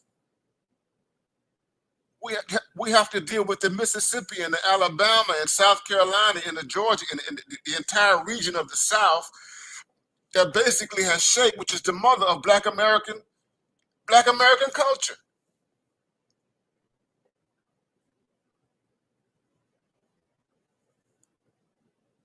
Now, if this is not a film that propagates the idea that there is specificity to the Afro-American experience, I don't know what to say. I just don't know what to say. I don't know where to go. And this is why I said that he's doing something. He's doing something that Spike Lee has not done this. John Singleton didn't do this in his lifetime. And this is no shot. I'm not taking any shot out to Spike Lee, anything like that. You know, if you look at Spike Lee, most of Spike Lee's films were based in New York. You know, Spike Lee is a very New York-centric filmmaker and what have you. And Spike has done stuff. You know, he did the New Orleans. He did the documentary on Hurricane Katrina, but it was a documentary. He did documentary on the 4 girls who got blown up at 16th Street Baptist Church back in 1963 and what have you. But in terms of a creative, fictive work, Spike's scope in terms of FBA, or what we call ADOS, only goes so far. It only has gone so far. Now, John Singleton, to his credit, he did it with Rosewood. He gave us Rosewood is a deeply ADOS film in terms of its connection to history. You understand? But Ryan Coogler is connecting so many dots here, and he's being explicitly ideological when he talks about this foundational Black American culture. He's being specific. There's specificity there. And this is different. So in other words, he's saying that, yeah, you know, our mother is really right here, close to us. The place that birthed us is really right here. It's close to us. And y'all know me, guys. Y'all know I travel to Africa quite frequently. I'm getting ready to make, you know, some more trips to Africa real soon. You know what I'm saying? And you know, I enjoy, you know, being on the continent. I really do. And I enjoy all, you know, gradations of, you know, the Black experience, the Black diaspora, and everything like that. You understand? But yeah, I was born in this North American context. Now, here's the thing. Here's the I just lost my thought. Yeah. So he's being very, very specific. Now, here's the other thing. Black men created. Black men are the foundation of popular American music. The foundation. Black men. And when you look at that era, when you look at these black people from the 30s and 40s and even the 20s and all of that, and as a scholar, I have to say this to you guys, as a scholar, I can tell you that when you look at that period and when you look closely at the source of things that were said about black people coming out of those states, you know, it breaks your heart, okay? Because here's the thing, black people from the South, black men in particular, those blues men, they were called country bumpkins. Many of them, they said that Southerners were slow, Southerners were backwards, Southerners were not real smart, Southerners talk too slow, that sort of thing, you know. There was a lot of disparaging things that were said, okay, about black people from that era. A lot of disparaging bad things about the men, even the music. You know, in the music, you know, they call, you know, some people call it N-word music and stuff like that. The way they do rap, you understand? The way they do rap today. And he doesn't talk, he talks about the migration, and I'm just going to say this about the migration. And I said this earlier, when the black people left the South, and they went to Chicago and they went to Detroit and they went to California and they went to New York, okay? And they encountered those environments, they had to deal with a lot of hostility. They dealt with a lot of hostility. You can see some of that when you look at Howling, when you look at Cadillac Records, and you look at the story of Muddy Waters and how Muddy Waters had left Mississippi and he went to Chicago, and he's in the streets of Chicago, and he has his guitar, and he is on a street corner playing his guitar, singing the blues. When he's on the street corner, there's a black man and a black woman, Chicagoans, who walk up to him, you know, and they start insulting him and start insulting his music. You know, you playing this old country music, you know, this old N-word music, blah, blah, blah, take that stuff. The first thing they said to him is, take that music, take that music back down south. We don't want that music here. We don't want it. You know, and what happens as a point of irony, Chicago becomes one of the major platforms for the blues. The blues does everything. You understand? Okay? So those same so-called backwards Southerners who migrated to Chicago basically changed the culture there. And they changed the culture wherever they went. And their culture traveled beyond North America. It went to Europe. He talked about Sweden. It went to the United Kingdom. It went to France. It went all over the world. The soldiers, he talked about this, the soldiers. Those soldiers were listening to race records, and they took those records with them when they were in Germany. They had those records with them when they were in Korea. They had those records with them when they were overseas. And this is specifically, this is a black male creation. Thank you, Peachtree Ministries. Thank you for your support. Thank you for being here. Thank you, my brother. Thank you, my brother. Now I want y'all to listen to this ongoing conversation and how he responds to the other questions that Amy Goodman has for him. What's it like working with your wife? I mean, you credit her with so much. You co-produced the film with her. What's it like working with Zenzi on this masterpiece? I mean, it's great, man. Zenzi is my favorite person in the world. You know, I've been around her a long time, and it's still somehow it feels like it's not long enough, you know. You know, she knows me really well. We're very different, you know, which is very helpful. We got two different communication styles, two different ways of seeing the world. So in general, if I have a situation and I can't crack, you know, because she comes at things with a different angle, normally she can crack it very easily, you know. You know, I remember first meeting you in Zenzi back in 2013. Now at the big premiere in New York, there she was, there she is, yep. Pregnant with your second child, the two of your second child. But this was 5:30 in the morning. It was at the Sundance Film Festival. You had just introduced Fruitvale. I said, would you be willing to come in at 5:30 because the show was at 6? You said, yep, I'm there. You said because your uncle, Clarence Thomas, not the Justice, but the Secretary General of the International Longshore and Warehouse Union, had been on the show, loved it. And I said to you, can you give a message to him? You looked directly into the camera and you said, hi, Uncle Bud. But having said that, I wanted to go to the second part of that conversation. As you talked at that point, I think you were working at the San Francisco, the Juvenile Detention Center. You just come out with Fruitvale. The Youth Guidance Center, yep. So let's go to that clip. I've never been homeless in my life.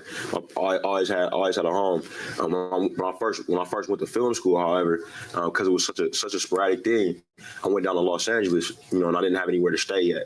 So I kind of had to jump start in classes and things like that. So for a few. I would say for about a week and a half, you know what I mean? I was, you know, getting dressed in my car, spending most of my time in school, you know, until I found a place. But I bumped around quite a bit. I stayed with some Jesuits, you know what I mean? With a group of Jesuits that were in training basically. I stayed with like a distant relative for a day or two, but I found my car to kind of be a safe haven for a little bit, you know, before I got an apartment. So Ryan, that's you back in 2013, telling your life story. You had just done Fruitvale, first time working with, as you have from then on, with Michael B. Jordan. I don't think most people know that part of your life, what that meant. Yeah, it happened very fast for me, in terms of like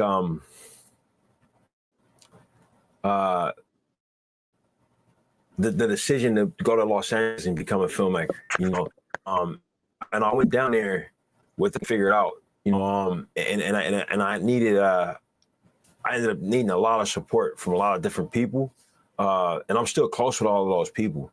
I'm a product of so much support that's been poured into me, you know, from likely sources, but also very unlikely sources. Is it true that Zenzi made your dream possible by paying $300 for your first movie writing software when you couldn't afford it? Yeah, that's very true. That's very true. Yeah. Zenzi did buy me a Final Draft.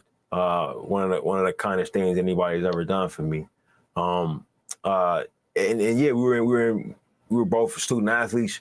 You know, we would buy each other things all the time, man. You know, but it was often, it was rarely something as forward thinking as that, you know, which kind of just speaks to who she is, man. And she does things like that all the time. Like she's an incredible gift giver.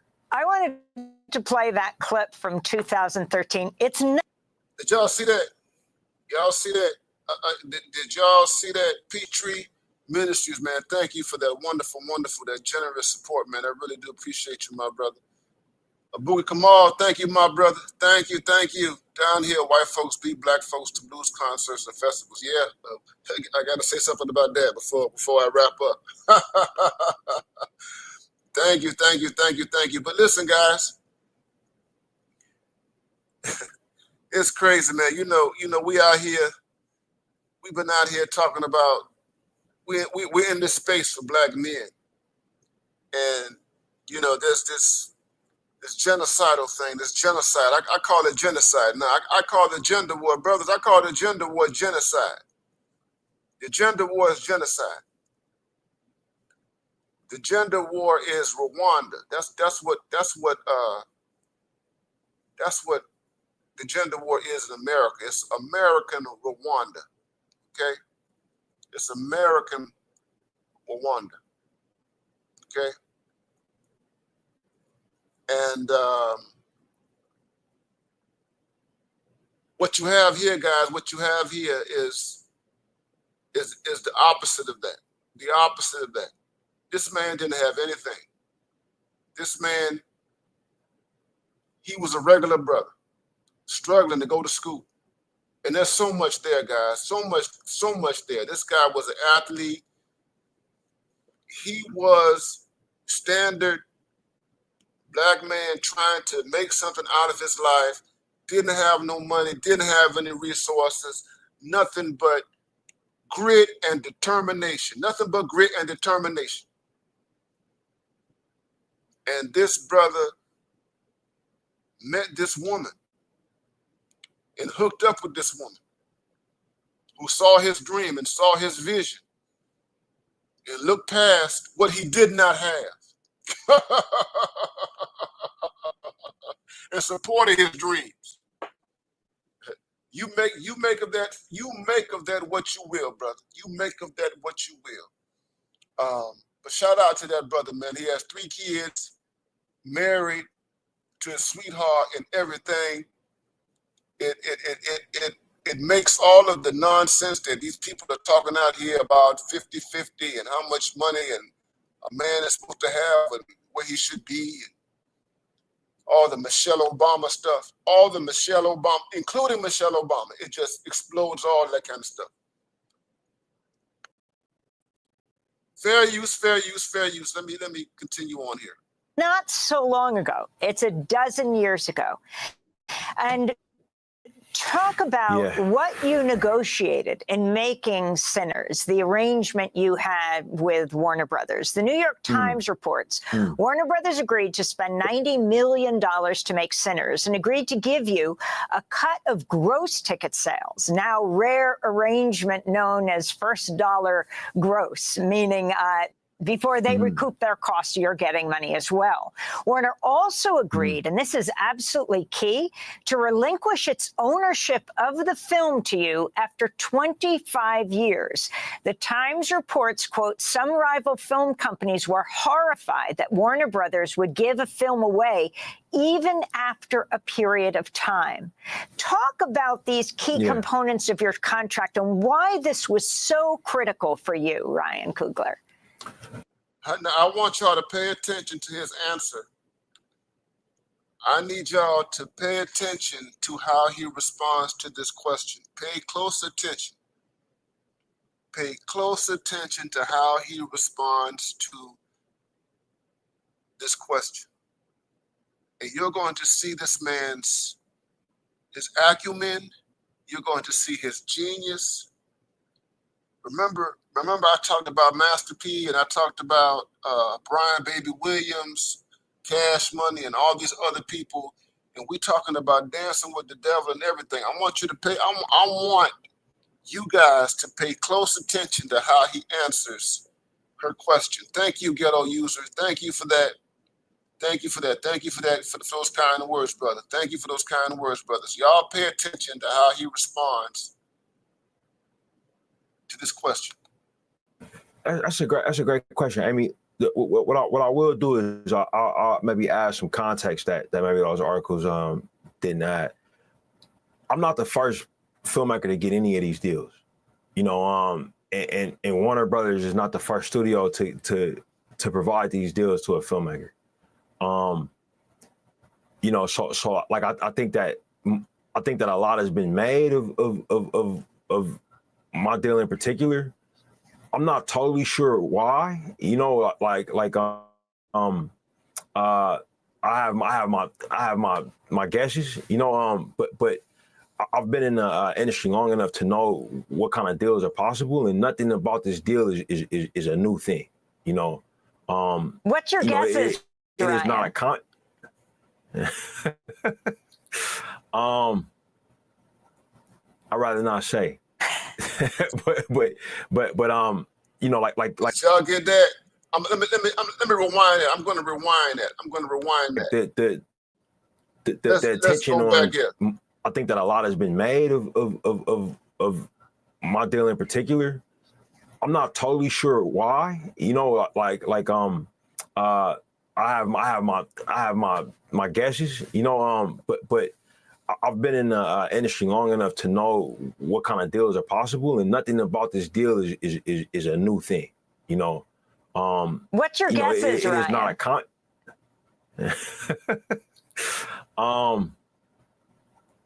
I'd rather not say. Did y'all get that? Did y'all get that? Did y'all get that? Did y'all get that? It didn't seem, well, I'm put like this. What his response to her was very smart. It was very wise. Okay. And again, this goes back to what I've been saying about this film and about the writing behind this film and everything. Okay. We understand what's going on here. We understand black people, a black man.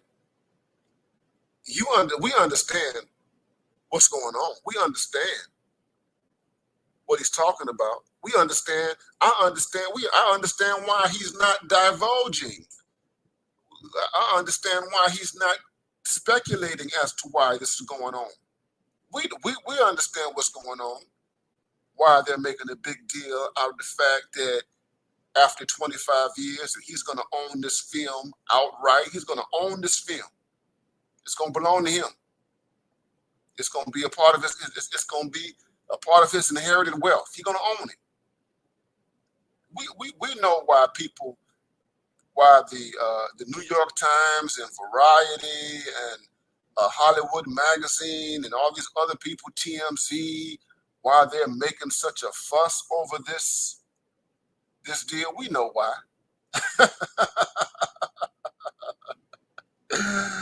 Yeah. We know you're not, Ryan Coogler is not the first one to get one of these deals, but he's got rarefied air. He's a first something. He's not gonna go into details, and he doesn't have to. He shouldn't go into. I wouldn't answer that question either. Ryan Coogler is a smart guy. Let me tell you something. This guy is smart. Let me just say this, guys. So when you listen to Ryan, when you listen to Ryan Coogler talk, it's obvious that this guy is rooted. He is rooted in place. He is rooted. This is an Oakland cat. This guy talks like an Oakland cat. He expresses himself like an Oakland cat, California. You understand? You listen to how he talks. He has that particular unique vernacular specific to where he comes from. And it's a part of who he is. And he's lived with this his entire life. And I can only, let me put it like this. I can only imagine the kind of denials. I can only imagine the type of prejudice. I can only imagine the type of condescension, smugness, and elitism that this man has encountered in his journey, in his life, based on how he is rooted in Oakland, and how when he opens up his mouth, you can hear Oakland. And he is clearly not an ultra assimilated black man. Clearly. And this is so apropos for talking about the blues. So apropos.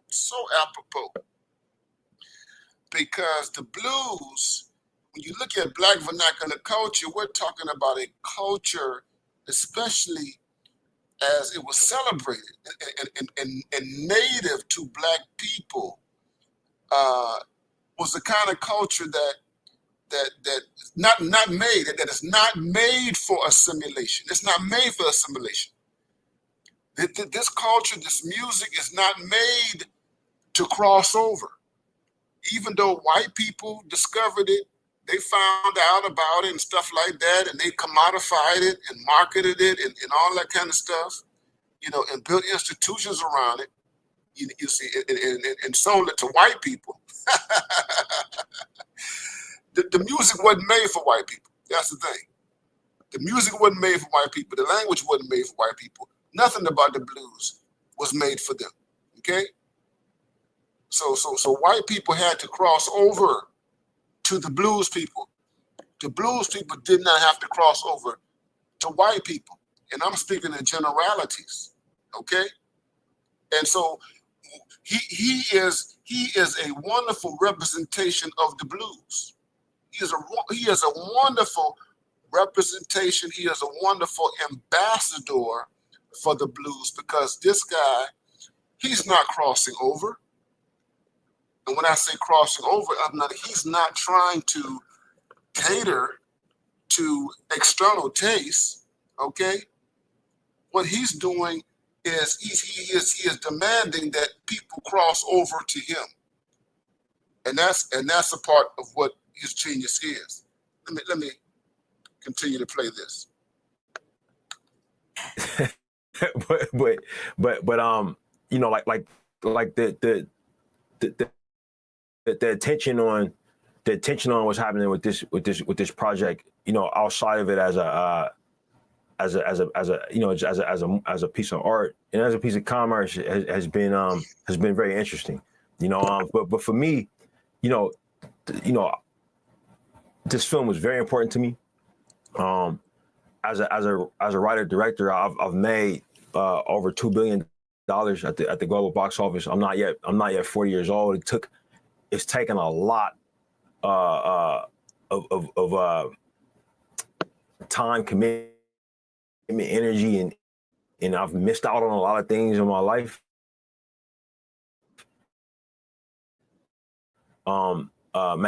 Making films that will always be owned by other people.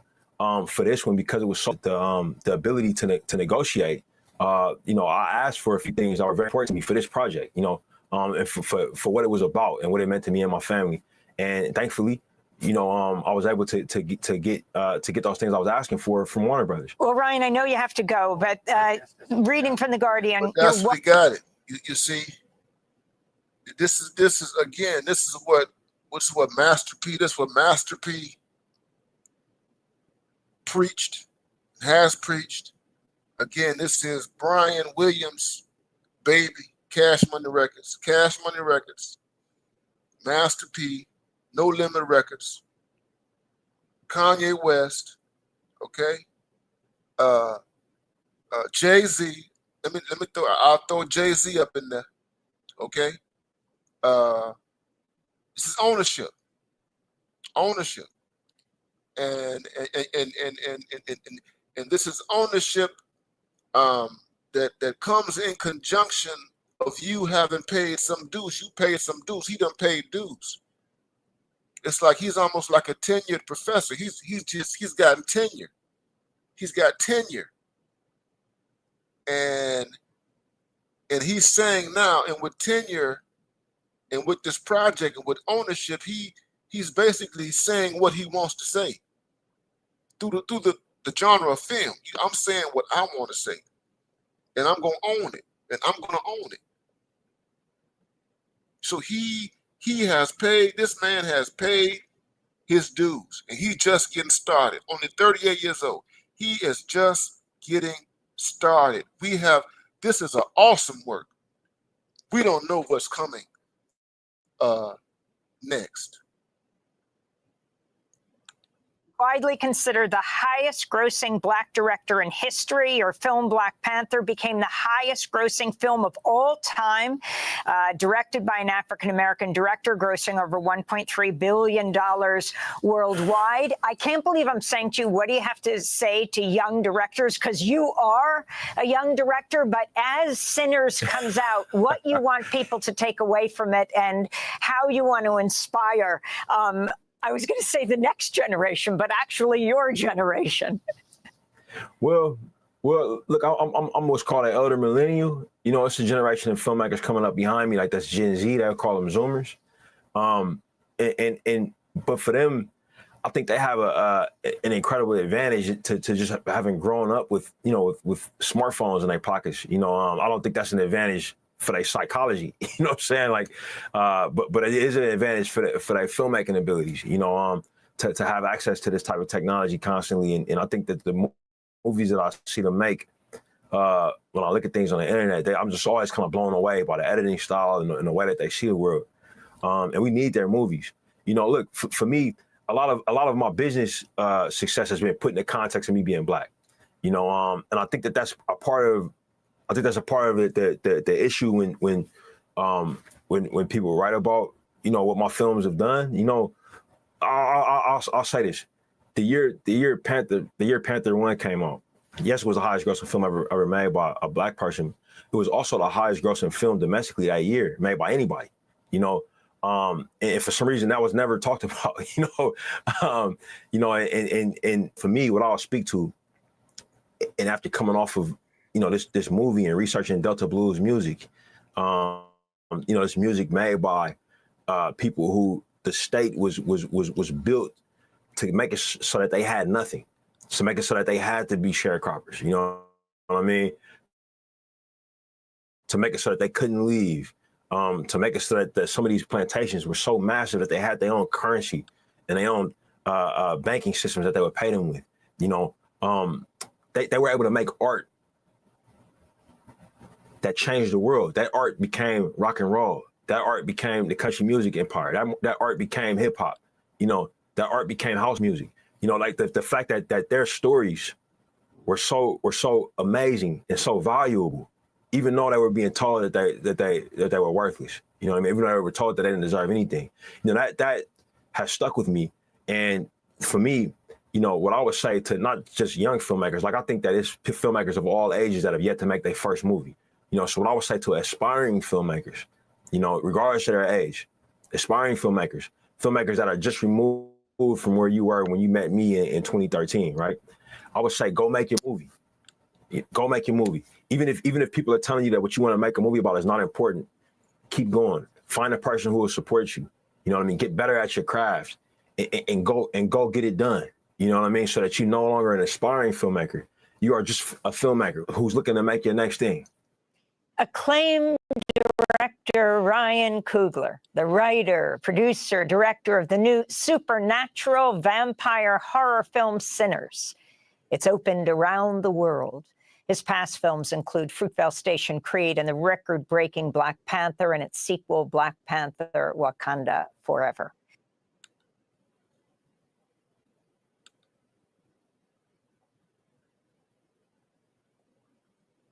All right.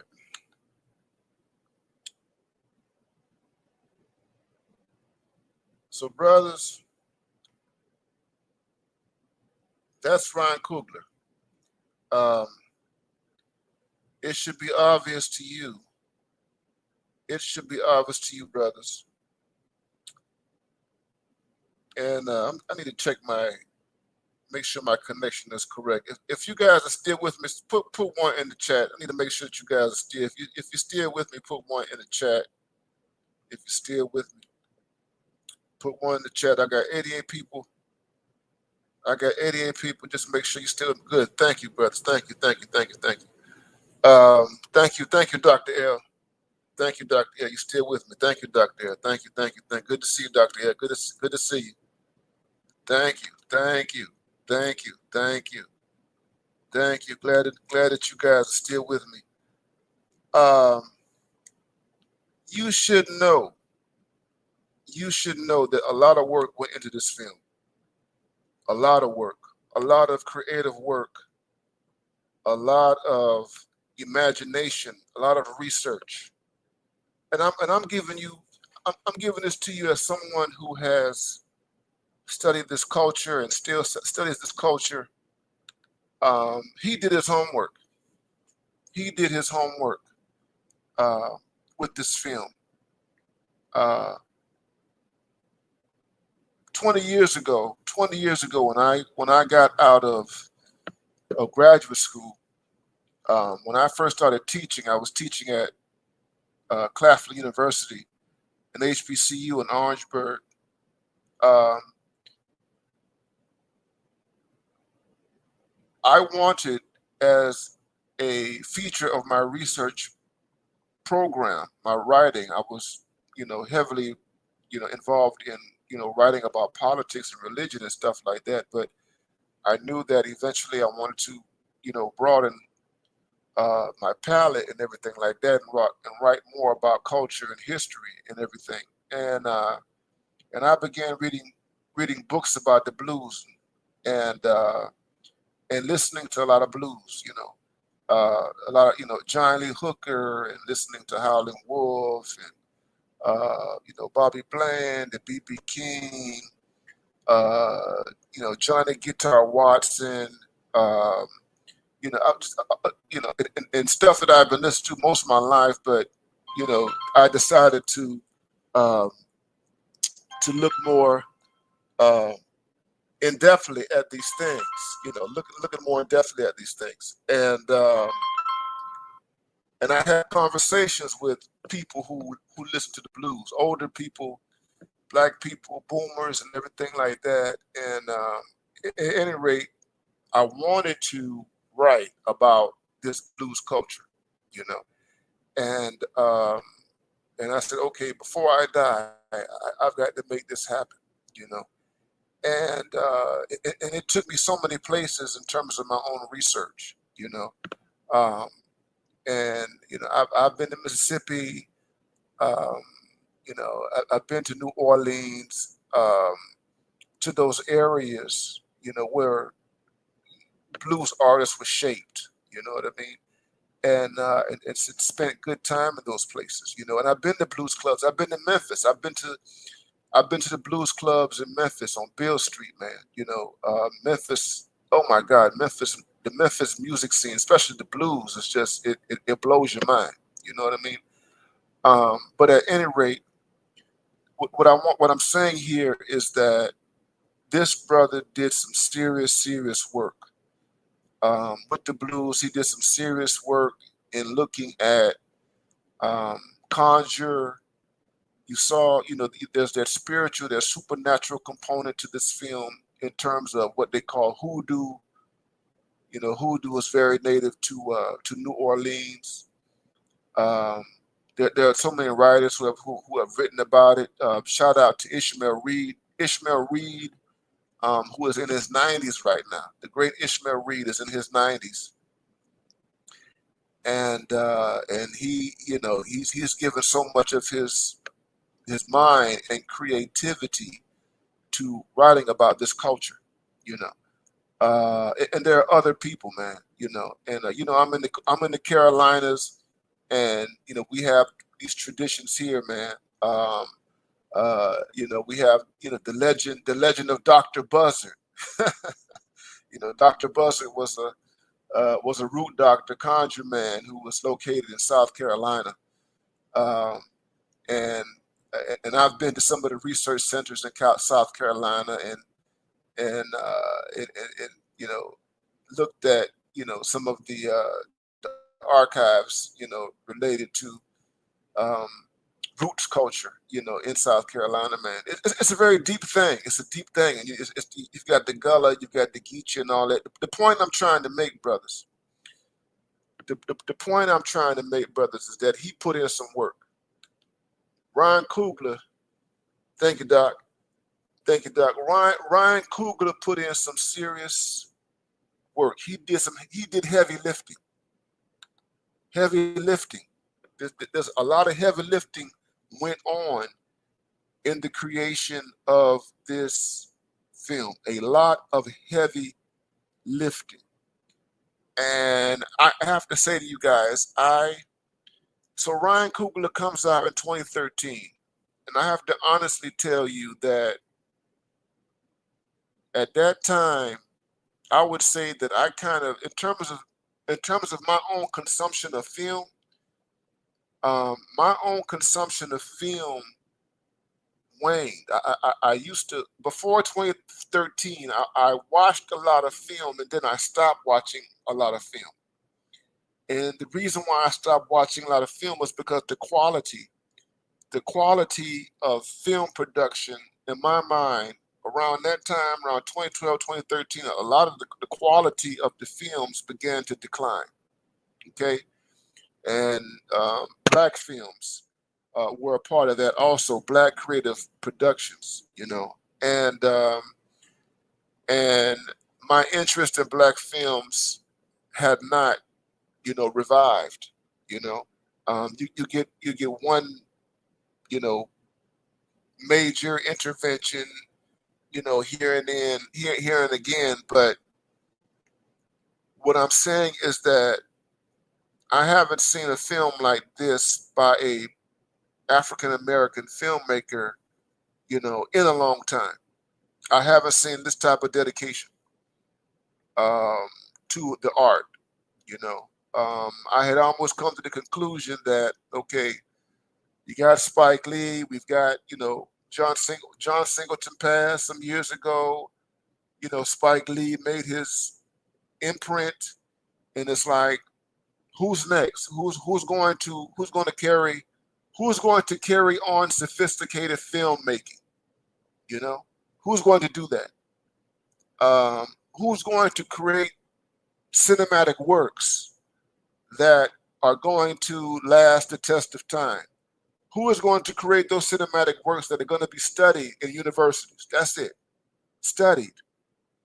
As a professor, I'm going to tell you guys, this is a film. I can teach an entire class around Sinners, an entire course. I can do that around this film. And, when I see films like this, I mean, when they come up, films like this revive me, they give me hope, and then on top of that, as I said, as I began, that this is a message. This is a deeply coded film. This is a deeply, deeply, deeply coded film. And we haven't seen the type of coding in this film is the coding that you find is hard to find in contemporary culture. It's very difficult to find. The sophisticated coding in this film. Amy Goodman is looking at Sinners as just a piece of entertainment. The white lady on Democracy Now! For her, Sinners is a piece of entertainment. At best, it has a certain type of, it might have some avant-garde value to her, but at the end of the day, oh, this is a great movie. That's it. This is a great movie, and it is a great movie. It is a great movie. But there's more to be said than the fact that this is a great movie or that this is great entertainment. This film is rich in terms of spirit, in terms of memory, in terms of generations and connections, roots. Here's the thing. So, as I was rewatching the interview here with you guys, I was thinking about Alex Haley. The late Alex Haley, who gave us the autobiography of Malcolm X, Alex Haley, who gave us Roots, the fiction book Roots, which he Alex Haley plagiarized. He stole some material for Roots. But anyway, when Alex Haley, when his book Roots came out, and the subsequent series in the 1970s, when that came out, it was a major cultural thing. It was a major cultural thing. And so I'm looking at Ryan Coogler. in terms of legacy, I'm like, yeah, you're among the great filmmakers, but as a griot, as a storyteller, man, you're making me think about Alex Haley, and I'm like, he put the work in, man. Like Spike Lee puts work in. Spike Lee puts the work in. John Singleton, he put the work in. Those guys are legendary. Okay, Spike Lee is legendary. John Singleton is legendary. Um, Bill Duke, a legendary guy. Forrest Whitaker, when he does it, he does great work and everything like that. But Coogler, he's done something special, and the beautiful thing about it is that he's young, and that there are younger generations who are watching. And as I said, this is a love letter to the blues. This is a love letter to the blues. This is a message. This is a message to Black men. Okay. I've been up here for a while, but what I'm going to do, guys, I'm going to just, I'm going to drop the link. If anybody wants to come up, I'm not going to stay up here too long, because I've been up here for over 2 hours, and everything. But I'm going to drop the link, and you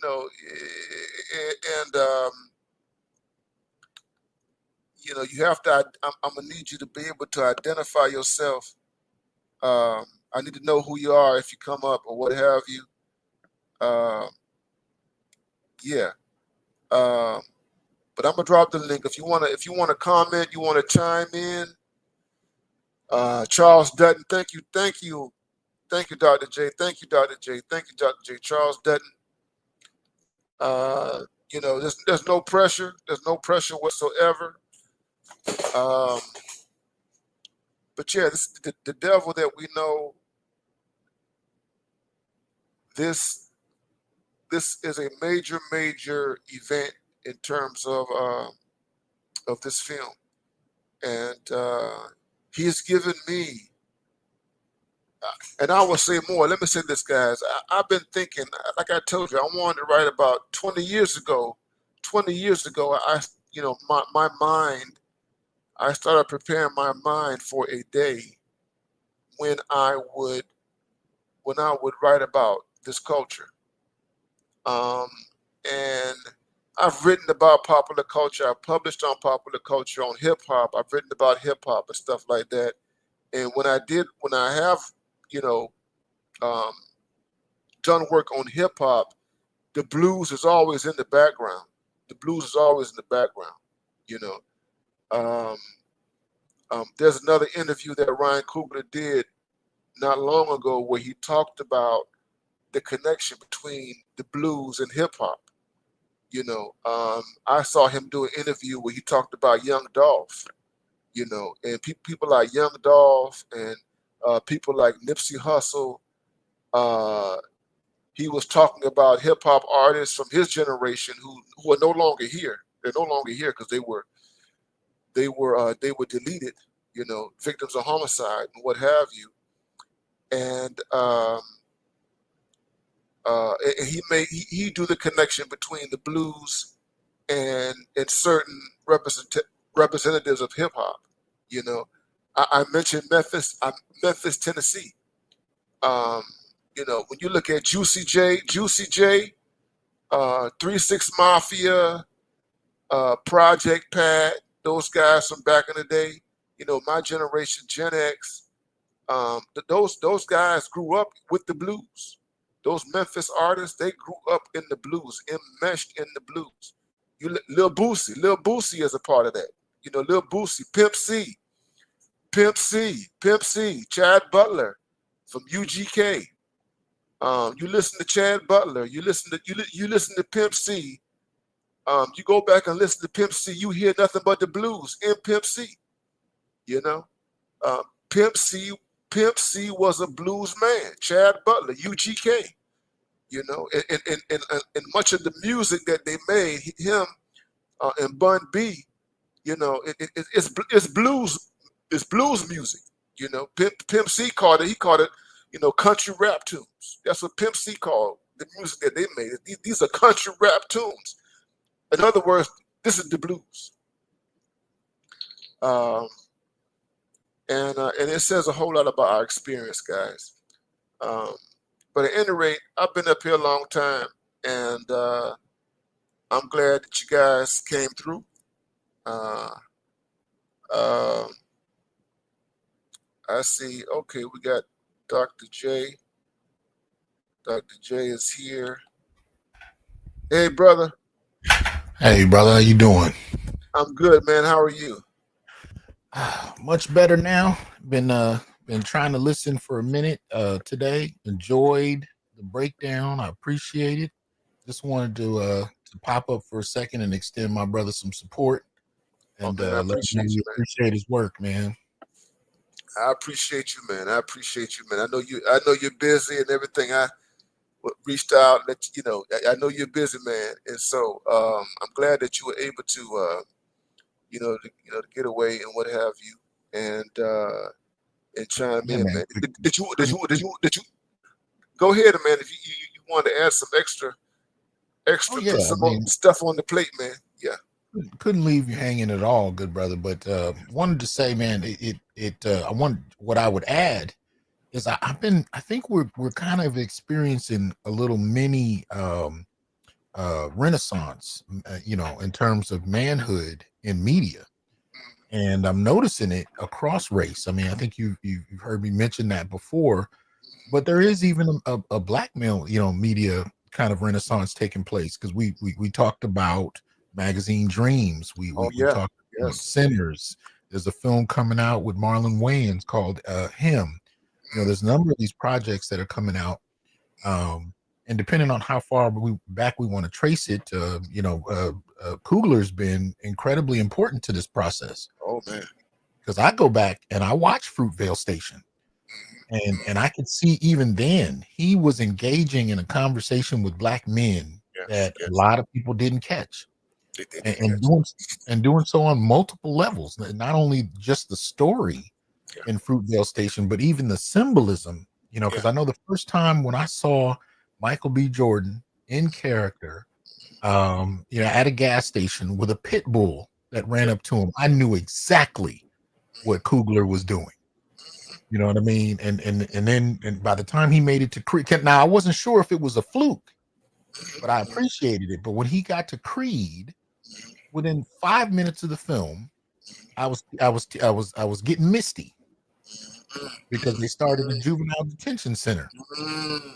And he made it a point to show you where the boys were put in isolation, right? In the hole. And he kind of panned the hallway and you just saw black faces, black boys' Yes. faces. Yes. And I got misty. You know what I mean? Yeah. And here's the thing. At the end of Creed, in the fight, the big fight, he did something beyond the Rocky franchise in a way, where he gets knocked out and he sees flashes from his life, different people. And there's one part of that flash, he saw his father. But he didn't see his father just having a conversation or just sitting there. He saw his father fighting. His father was in the ring. His father was moving. And I knew exactly what Coogler meant. You know what I mean? He was talking to black men even then. And now I had some problems with some of the stuff that went on with Black Panther, but I really came to the conclusion that a lot of that had to do with the MCU. Yeah. In terms of the pressure they put on him, because even the black woman that was trying to do the movie, what is it? Oh goodness, I forget the name of it. The Marvels. She talked about how that film did not come out the way she wanted it to. Now, I'm not saying I would have liked what she wanted to make, but we don't know what she wanted to make because she said the pressure from the MCU was so heavy. So that said, I didn't like some of the things that happened, but I have to look at the MCU because every film I've seen Coogler do outside of that has been on point. And there are things he brought to Black Panther that I'm convinced were his additions, little subtleties with black men. Remember when Panther goes to the spirit world to see his family, he talks to his father. You know what I mean? When Killmonger goes to the spirit world, he talks Oh to his man. father. Oh my God. You know what I mean? There are moments there where I'm like, he is talking to black men. And by the time we sat down to watch Sinners, I didn't see any female superiority, any gynocentrism. I didn't see any Mary Sues. I didn't see anybody telling these black men around, pushing them around like they were little boys or talking down to them. I saw men making situations, dealing with reality, confronting what was in front of them. I saw men. Absolutely. And we didn't have a lot of that coming up, where you saw a constant stream of men being represented as full, three-dimensional human beings. And so I appreciate his work in that sense. And I just kind of wanted to add that component to, your brilliant analysis today. I just wanted to say what we need to support the kind of projects that humanize men. Absolutely. If we want to continue to see more, but also have something to sit down with our mentees, our sons, so on and so forth. I sit down with my son and we talk through media. We analyze while we discuss. While sometimes we're disgusted, while sometimes we enjoy what we watch, we still talk. And these kind of films give you ample opportunity to pass family wisdom, to pass wisdom as far as what it means to be a man. All of those opportunities, he kind of serves up for you. And we need to support filmmakers that do that kind of work. Hell, we need to support anybody in any genre that does that kind of work. And you know what I think about, man, is the type of self-determination that this brother has, man. And having to deal with the industry that he's in, you know what I mean? That that works to censor you, to edit you and water you down. You have to deal with. That's why I didn't, in my earlier commentary, I didn't say a whole lot about Black Panther. I mentioned it and everything like that, and I know that he put his own twist on it and everything. Yeah. But it was still not exclusively his. You know what I mean? Right. And it's like with Sinners, it's like, okay, this is all Coogler. You know what I'm saying? Sir. This is Yes, sir. we are getting, because I don't get any sense whatsoever that he's being edited in any kind of way. I get, that's why I talked about the sophisticated nature of the coding that's in the film. You know what I'm saying? And he's speaking to us in this coded language, and he's able to get this out to us through this hostile industry that he's a part of. Right. You know what I mean? And that in and of itself is a major, major achievement. It's kind of like, it made me think about, we know the story of the making of Malcolm X, Spike Lee, and all the hell that he caught, remember? Right. And the last minute support he had to go get. Yeah, and he came through Warner. That was a Warner Brothers movie. Okay. And I, you've seen the videos of him, telling that story and coming to tears and all that kind of stuff, trying to get that final, the funding and all this kind of stuff and all the obstacles that he had to deal with. You know what I mean? And so I'm like, when you think of, that type of challenge, and and this brother, you look at Coogler, man, and you look at, like I said, man, he is a hardcore Oakland cat, Right. And I can only imagine. I mean, he's going to film school and stuff like that, and there aren't too many black men in those classes, man. You know what I mean? Yeah. And can you imagine, young guy like that, in those institutions, ain't too many of us there, and you got all these dreams, and Absolutely. And you got so many, people there and forces, that will work against you. You know what I mean? Right. And doubt you, question your intelligence and all that kind of stuff. You know what I mean? And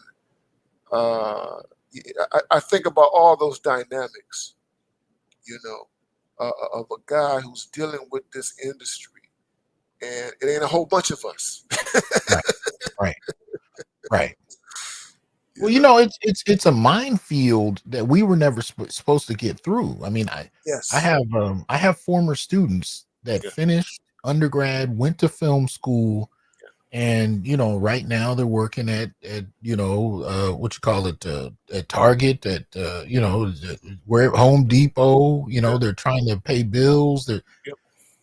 You know, it's a rough road, and much of it, and you know this from the academy in general, you know, much of it was never designed for us in the first place. I mean, It we're was. in many ways we end up kind of being anomalies. So for the brothers that I've known to go through film school, that's a particularly rough road, and most of these occupations are really designed for people with inherited wealth. Yes. They Yes. they predetermine that that's something Yeah. you should have on your own. And I see it. You've seen it. I mean, Yeah. you know, we're at my university, a lot of my colleagues who, you know, have the same rank and often the same pay as I Yeah. do own four Yeah. homes, Yeah. have 4 or 5 cars, a couple of them being electric vehicles. They own property in different states and different countries. You know what I mean? Where I'm helping family out, their families are contributing to them. So the framework of us navigating these spaces that are not designed for us while competing with people who come from inherited wealth Oh my is a God. whole different line. So for a brother like Coogler to break through the lines and produce not just one but a series of Oh, projects that really touch people, it's especially important for us because you have to circumvent so much to get there. You know that yeah. it's ridiculous. You know, Absolutely. even in grad school, I went to school with people who had, you know, all day, all week to read the assigned works and then go read the works that influence those and some additional works. I'm holding 4 jobs Yeah. Me and too. taking care of a Same here. family and going to class, and I still have to spank them in class because graduate school is competition. A lot of people Yeah. don't want to talk about that, Yeah. Yeah. but we have to be above and beyond Yeah. to be in those spaces, knowing full well we didn't have the luxury of time, the luxury of resources that the people we even went to school with had. You know, so that's what I think of when I see Coogler. No, same here, man. Same here, man. I see the challenges. I see, you know, all. I see the hero's journey, man. You know what I'm saying? Yeah, It's like, yeah, I think about the hero, man, and you know, and all the obstacles that the hero has to go through. You know what I mean? And you know, to get to that place, man. You know, to cross over and stuff, whatever. You know what I mean? yeah, And to make that contribution. You know what I mean? And you know, and you know, you see, man, you know, the brothers, you know, got a beautiful family and everything. yeah. He got cooperation. You know, I mean, Go ahead and tell the truth, Doc. that brother has cooperation, man. Active support. Cooperation. Yeah. This He's man not got, in competition with his wife, fighting her every yeah, day. yeah, man. This brother got cooperation, and she's a part of what he does. You know what I'm saying? Mm-hmm. And you know, and it's like even the story that he tells, man. You know, when she bought his software, you know what I mean, Mm-hmm. his film software, man, $300. Mm-hmm. You know what Mm-hmm. I mean? I Mm-hmm. mean, you know, only a few times in my life did the chick, you know, spend more than $200 on me, man. You know what I mean? And I can't. And I'm 50. I'm going on 52, bro. I'm going on 50. All right. I can count on one. I can count with, you know, with 3 fingers. All right. And so, um, you know, and to be that young, you know what I mean? I'm saying at that time, man. You know, and so, you know, But you you realize that the struggle, this guy, struggle is real. You know what I mean? And it's good to see. That's why I say when I started this, you know, stream, I was like, you know, you're the same way, man. We like to see black men win. You know what right. I mean? And we like to see black men win at all levels. You know, and when you can see a guy like this win like that, man, you know, wife, 3 kids, and at the top of his game, and you know, there's no limit. You know, right now, and he knows what he's doing. You know, it's like I said when I you know did the interview, man, he was very careful and precise in terms of how he answered her questions, how he engaged her. You Right, know, right, right. and that comes from a certain level of mastery. You know, you know, I do have to say though about that story about his wife and the software. You know, he understands the Hollywood game. He understands I truly believe he understands the gender war issue. I really do, because his portrayals of black men suggest that he understands what black men are dealing with. But when I hear that story, and I heard him tell it on the show with Amy Goodman as you played, one of the things I think people miss is what he said right after that, because they hear what they want to hear. And, you know, black women, of course, hear, you know, his woman held him down. She bought him the software and he'd never be where he was without it. He said, we did this for each other all the time. You know what I mean? He's not saying this as somebody who, you know, he was sitting there with a woman that's holding him up and he'd be on the streets under a bridge without her. He's saying this is how we love each other. We did these things for each other all the time. And then he said, this is not the first time she's done that kind of thing. But the implication based on what he said is that he's done similar things for her. Similar. Right. You know, for a lot of people, I think, you know, once they hear what they want to hear, as far as her holding them down, that gives him traction in certain spaces. But, you know, it was a mutual dynamic. And what you end up with is a sensitive brother that's able to kind of see nuance. I'm gonna tell you, and I'll be real quick with this. Go ahead. In Sinners, there was a little tiny piece of African American history that he added to it that I had not seen anybody add anywhere. Now, I could be wrong, but I ain't seen it. Where he adds in how people working, what is it? On those plantations, sharecropping, right? How they were given a currency that they couldn't spend anywhere else. Yeah. And he talked, and the two twins that first night basically talked about how their business would go under he said they'd be out of fresh cash in 3 months. Yeah. Because of that. Now I'm not going to go through the film. We've already done spoilers, and anybody who hasn't seen it, I want them to see it. But I thought that was so important, because he dropped in a couple of things just in that exchange. One, there's this whole history of undermining black economics in regard to giving black folk currency they couldn't spend anywhere but with the companies that they worked for. And then on top of that, how black businesses who tried to build off of black interests could not do so because that currency couldn't be used anywhere. So it not just undermined the people, the sharecropping communities working, it also undermined any black business attempts on top of it. And I thought that was so profound, and nobody caught that. Or at least I haven't heard anybody talk. Matter of fact, I still have to go listen to Antonio Moore's review. I saw his Twitter post prior to his recent show where he didn't like the film. But I hope he talked about that, because that's right up his alley. You know, in terms of economics and underdevelopment and lack of wealth. What does it do when during the earliest stages of the Great Migration, you have black folk, you know, living off of currency they couldn't spend anywhere? That keeps them indebted to those farms. That keeps them indebted to those spaces where they're working and tied to them, because they can't take that anywhere. That was profound. And he made it a central part of the story. So it affected everything that happens next. You talk about, you know, Mary and her motivations, you know, going outside the club and having a conversation. I won't go into depth, but that was all tied to that currency. Those kind of nuances you don't get from just anybody. You get people, you have to have people who, you know, really, you know, love the black community on one level, you know, but also are you know, tied to telling those stories of truth. Yeah, and that's why I said he did his research, brother. He did his work, and he knew where to look. Here's the thing, not just where to look, but as you said, I mean, he identified those areas, those key areas that need to be, you know, brought to the fore. You understand? And that was, and think about it now, because what you just talking about, that's another part of the coding. Okay. Yes. And that, because you have to really, who else is gonna pick up on that? Okay. You have to really, you know, sit with that.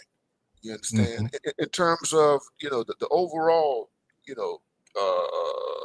art and structure of the film and everything.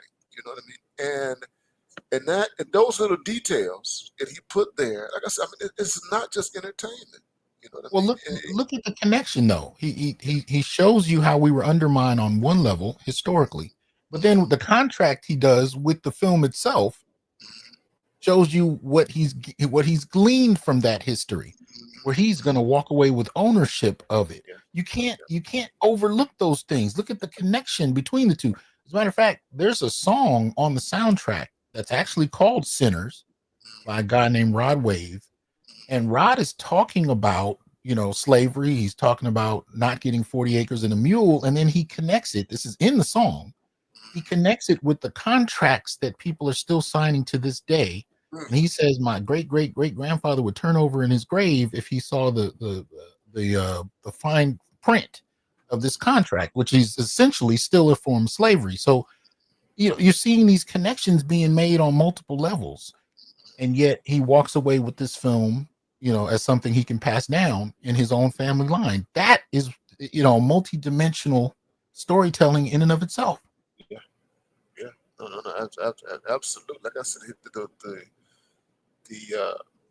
the creative work that went into this is just, like I said, phenomenal, man.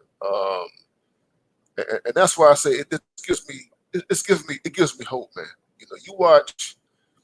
You watch more film than I do, and as I was saying earlier, man, I had kind of, as far as like black films and stuff like that, like black cinematic productions, I had given up on a lot of this stuff, man. Especially with all the gynocentric stuff and all the crazy stuff, man. I was like, I can't, it's like, and I meant to ask you about this, like I've never seen like Lovecraft, Lovecraft Country, yeah. Yeah, so I've got HBO, and I've heard people talk about it, and the only thing that stimulates my interest is really Jonathan Majors, right? And but it's like, okay, I understand, and I'm overly biased against the fact that it was written by a black woman, man, but it's like, in there. The feminism is in there. Okay. Yeah. So, it's stuff like that, stuff that came out. And even, the film that, I just, it's like over the last 10 years, it's just been very difficult, Oh, yeah. And it's like, I can't, it's just hard, man. And so, looking at this film, man, it's like, finally, an intervention, and hopefully, this raises the standard, the stakes in terms of creativity and writing and all that stuff. You know what I mean? Well, in a critique toward white supremacism, a critique of white liberalism, a critique of Christian church culture that turns its backs on the tradition of root work that was central to our early practices and continuing. There's subtle, but the critiques are not one dimensional. They're open ended. They're open ended in the sense that there's conversation that goes back and forth between those different traditions. But there's so much of that that's kind of woven together in that way. But going back to Lovecraft, you're definitely right. And we did a review, and I want to say it was BGS and Artisan and myself. We reviewed Lovecraft Country when it was out. A lot of black feminism, a lot of gynocentrism. Your girl Woon Me, who plays Annie in this, she was in that. That's right. I just learned that. I learned that. Yeah, she was in it. It had its moments, but the gynocentrism is exactly what you were talking about. It's there. It's definitely there. So Ryan Coogler actually gives us a culturally rich approach that isn't wedded to that. And I would say it has a respectful view of black men, in the sense that he makes sure that we're humanized in that way.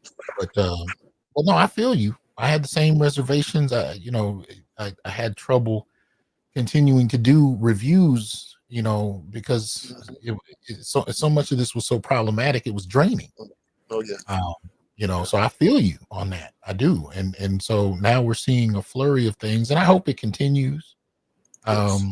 I know brothers that have gotten copies of this film Mm, and still go to the theater to see it, to put, mm. you know, to give, you know what I Money. mean? So that the film can gain And traction. money. Yeah, absolutely. Yeah. So they watching it at home, but They now, still you got know the that's a good bootlegs. film. The bootlegs. Oh my God. They got the bootlegs, and yet they still go to the theater to support it. That tells you something. That No, tells you no, something. no, no. No, it does, man. It does, man. So it's good, man. But yeah, yeah. And I don't want to take up too much of your time, brother. I know you got stuff to do.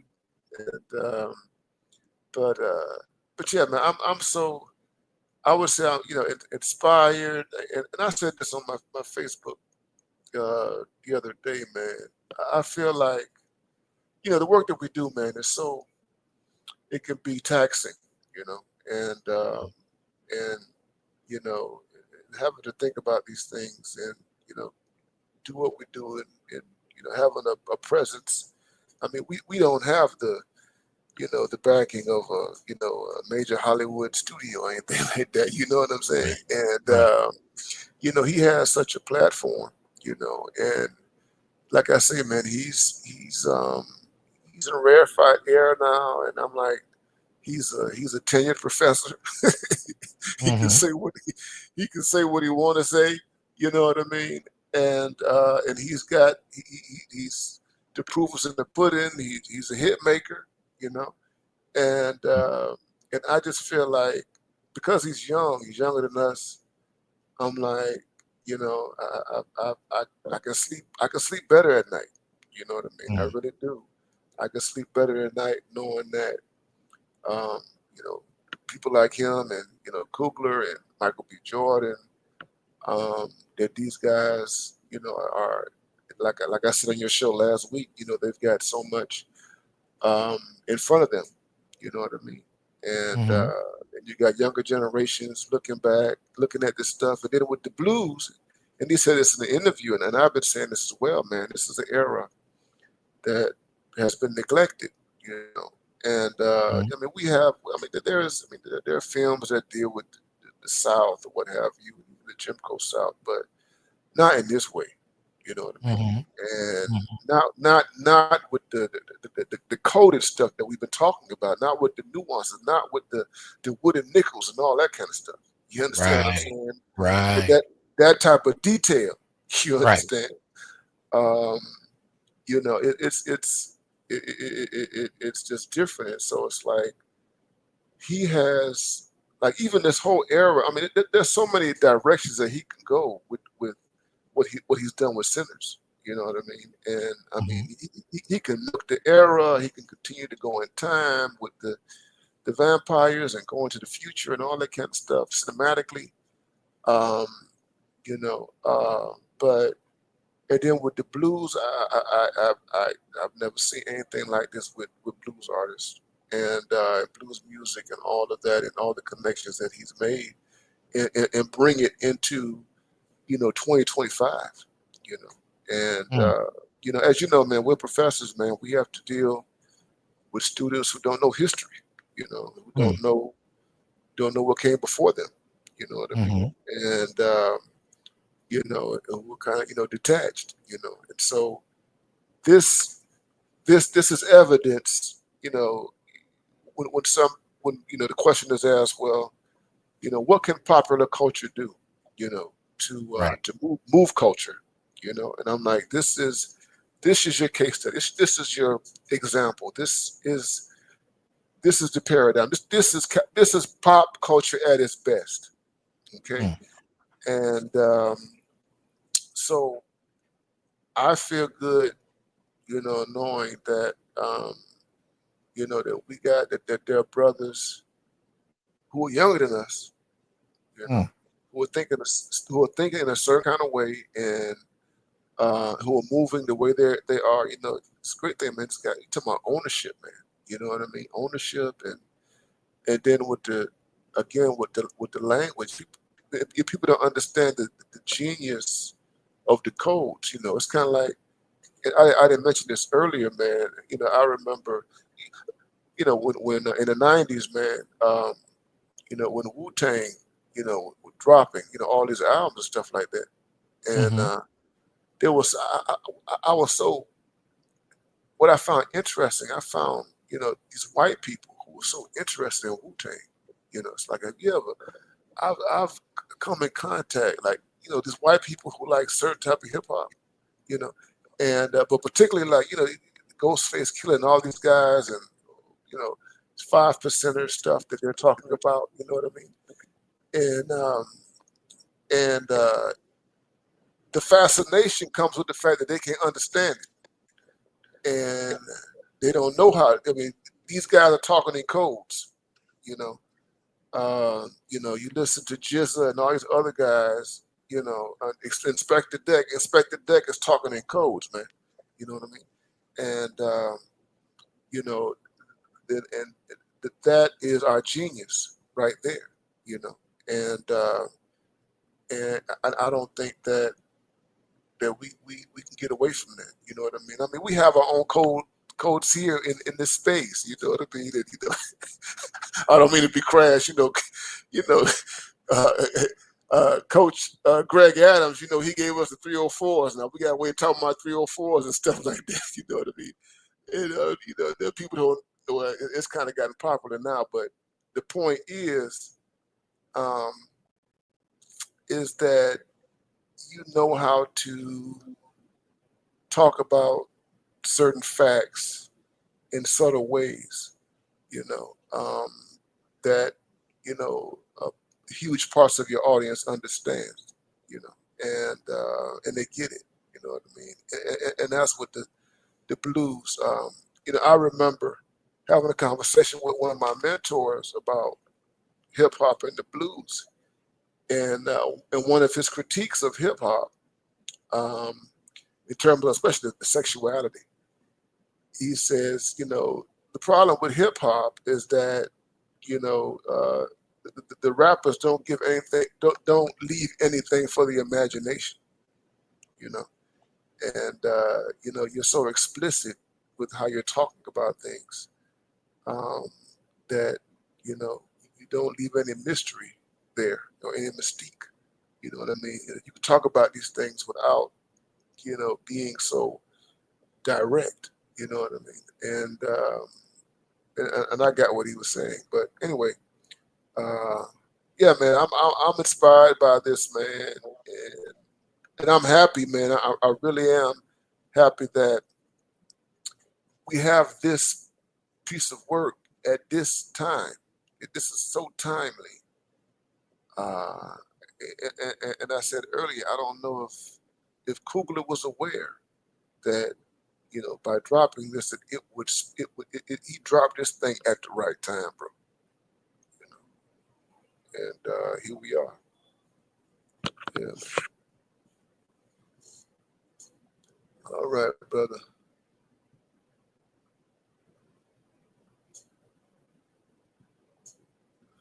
All right. So yeah, we're moving forward. All right, guys. We appreciate. I appreciate you guys being with us tonight. Oh, don't worry about it. I got you, Doc. I got you. No problem, brother. No problem. No problem. No problem. I'm going to sign out. We're going on 3 hours. I appreciate you, brothers, for being here this evening, for this conversation. So I'm going to sign out.